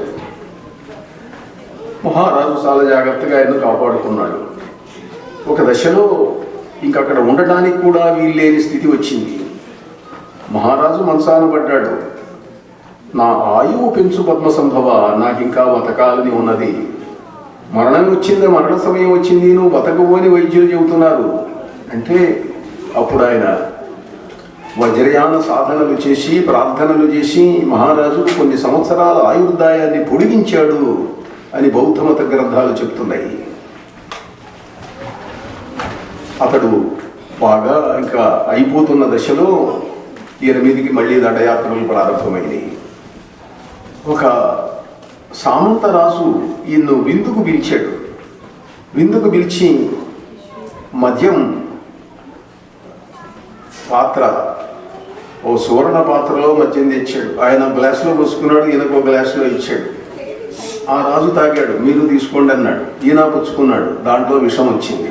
విషం కలిపాడు. ఎట్లా అంటే టిబెట్లో పనిచేసేవాళ్ళు, విషంతో చంపదలుచుకున్నటువంటి వాళ్ళు, దానికి చాలా జాగ్రత్త అయిన పద్ధతి ఉన్నది. అతి తీవ్రమైనటువంటి విషాన్ని గోళ్ళలో పెట్టుకుంటారు. వాళ్ళు మామూలుగా పాత్ర ఇట్లా పట్టుకుంటారు, పోసుకుంటారు, తాగుతారు. అతిథికి ఇచ్చేటప్పుడు ఆ వేలు దాంట్లో ముంచి పట్టుకొని ఇస్తారు. మీరు ఇండియాలో చూసుంటారు, చిన్న చిన్న హోటళ్ళు, రోడ్ సైడ్ హోటల్స్, కాకా హోటల్స్ అయితే వాళ్ళు ఏం చేస్తారంటే మంచినీళ్ళు తేవడం 5 వేళల్లో 5 గ్లాసుల నుంచి తీసుకొచ్చి బల్ల మీద పెడతాడు వాడు. పెద్ద హోటల్స్లో పెట్టి ఏదో టేబుల్, దాంట్లో గ్లాసులు పెట్టి దాని మీద మూతలు పెట్టి తీసుకొచ్చిస్తారు, కానీ పెడతారు. దాంట్లో విషం పెట్టి చేయటం ఆచారం, అట్లా చేస్తూ ఉంటారు. విషం తీసుకున్నాడు, తెలిసే తీసుకున్నాడు. రాజా, నన్ను విషప్రయోగం చేసి చంపాలనుకున్నారు. నన్ను ఏ విషము చంపలేదు, నేను సిద్ధుణ్ణి, నాకు మరణం లేదు, నన్నెవరూ ఏమీ చెయ్యలేరు. అది తెలుసుకోవాలన్న దృష్టితోటే తెలిసి కూడా నేను ఈ విషాన్ని తాగాను అన్నాడు. అలా ఆ యశే చోగ్యాల్ మహారాణి ఆయన యొక్క గ్రంథాలన్నింటినీ చాలా సేకరించింది. ఆయన వ్రాసిన కవిత్వాన్ని సేకరించింది. యశే చోగ్యాల్ రక్షించినటువంటి గ్రంథాల్లో నుంచి ఇటీవల చాలా మంచి కవిత దొరికింది. ఆయన బ్రహ్మంగారులాగా భూత భవిష్యత్ వర్తమానాలు, కాలజ్ఞాన తత్వాలు పాడాడు పద్మసంభవుడు. ఒకసారి అయితే అక్కడ మరీ ఇంకా ఉండటం, శత్రువులు ఎక్కువైనారని ఆ యశే చోగ్యాలను పులిగా మార్చి ఆకాశ మార్గంలో భూటాన్ వెళ్ళాడు. పులిగా మార్చడం, మనుషులను పులిగా మార్చడం అనేటువంటిది విద్య చాలా కాలం ఉండేది భారతదేశంలో. విశ్వనాథ్ సత్యనారాయణ గారు పులి మురుగు అనే ఒక నవల రాశాడు. ప్రత్యేకంగా మనుషులు పులిగా మార్చేటువంటి మంత్ర విద్యలను తీసుకొని దానిపైన ఒక నవలే రాశాడు ఆయన. ఒక అమెరికన్ రైటర్ ఇటీవల రాసినటువంటి పుస్తకంలో తాను చూసినట్లు రాశాడు దాని గురించి. ఇక్కడ పబ్లికేషన్లు దొరుకుతున్నాయి కూడా, ఇక్కడే నేను తీసుకున్నాను ఆ బుక్ను. దాంట్లో రాస్తాడు, నేను ఈ షాంగ్రీలా సిద్ధాశ్రమం కోసం వెతుకుతూ వెళ్తున్నాను. ఒక ఊరు వెళ్ళాను, ఇక్కడ నాకు మంచి ఆతిథ్యం ఇచ్చాడు యజమాని. రాత్రి కాగానే ఆ యజమానిని తీసుకెళ్ళి ఒక కటకటాలు ఉన్నటువంటి గదిలో పెట్టి తాళం వేశారు. ఇదేమిటి, ఇంటి యజమానిని తలుపు లోపల పెట్టి తాళం వేస్తారన్నాను నేను. అంటే ఆయన రాత్రిపూట పులిగా మారే జంతువులను తింటాడండి, అందుకని కట్టేస్తున్నామన్నారు. పగలంతా మామూలుగానే ఉంటాడు, రాత్రిపూట మాత్రం పులిగా మారుతాడు, ఉన్నవని చంపుతున్నాడు, గొర్రెలు మేకలు వీటన్నిటిని, అందుకని కట్టేస్తున్నామన్నారు. చూశాడు, పులిగా మారాడు, గాండ్రిస్తున్నాడు. కానీ ఆ ఇనప సువ్వులు బలమైనవి పెట్టడం వల్ల ఏం చేయలేకపోయినాడు. మర్నాడు మళ్ళీ మామూలుగా మనిషిగా మారాడు. ఇలాంటి విద్యలు ఉన్నాయి ఇక్కడ అని రాస్తాడు అమెరికన్ రైటర్. అలా యశే చోగ్యాలను ఆయన పులిగా మార్చి భూటాన్ వెళ్ళి అక్కడ ఉన్నాడు. భూటాన్లో ఆయన నివసించిన గుహ, యశే చోగ్యాలతో కలిసి ఉన్న గుహ ఇప్పటికి కూడా రక్షించబడి ఉన్నది. అట్లా మళ్ళీ అప్పుడప్పుడు టిబెట్ రావటం పోవటం చేస్తూనే ఉన్నాడు ఆ మహానుభావుడు. 8వ శతాబ్దం ప్రారంభంలో ఇక 55-56 సంవత్సరాలేమో ఆయన టిబెట్లో ఉన్నాడు. ఉండి ఇంకా నేను వెళ్ళిపోతాను, నాకు పిలుపు వచ్చింది, నేను షాంగ్రీలాకు వెళ్తున్నాను, సిద్ధాశ్రమానికి వెళ్తున్నాను, నేను 3000 సంవత్సరాలు జీవిస్తాను అన్నాడు. రింపోచే. రింపోచే అంటే టిబెట్ భాషలో సద్గురువు అని అర్థం. రింపోచే పద్మసంభవుడు. వజ్ర భైరవీ పూజనోద్ధతం బౌద్ధ భిక్షుకం తాంత్రిక ప్రభుం ఏష చోగ్యలా వ్యాఘ్రవాహనం పద్మసంభవం మునివరం భజే. మహర్షి పద్మసంభవుడు, మహాసిద్ధుడు, వజ్రయాన సిద్ధుడు. ఆయన చేసిన సాధనలకు మంత్రయానము అని పేరు పెట్టారు కూడా. ఆయన శరీరం విద్యున్మయంగా ఉండేది, ఇంద్రచాపంలాగా ప్రకాశించేది. ఆయన 25 మంది శిష్యులకు, 25 మంది శిష్యులకు తన శరీరం లాంటి ఇంద్రచాప సమానమైన శరీరాలు వచ్చేటట్లుగా వాళ్ళ చేత సాధనలు చేయించాడు. కొన్ని 100 మందికి ఆయన సిద్ధ విద్యలు నేర్పాడు. భూత భవిష్యత్ వర్తమానాలను గురించి బ్రహ్మంగారిలాగా కాలజ్ఞానం పాటలు రాశాడు. మహనీయుడైన పద్మసంభవుడు ఉన్న కాలంలో, ఆ రోజుల్లో బౌద్ధ మతానికి ఎదురు ఉండేది కాదు. సిద్ధశక్తుల యొక్క ప్రభావం అట్లాంటిది. అటువంటి ఆ పద్మసంభవుడు పుర్తాడ నుంచి బయలుదేరినవాడు అని చెప్పడం కోసం ఈ కథ చెప్పాను. ఈ పూటకు స్వస్తి. నారాయణ నారాయణ.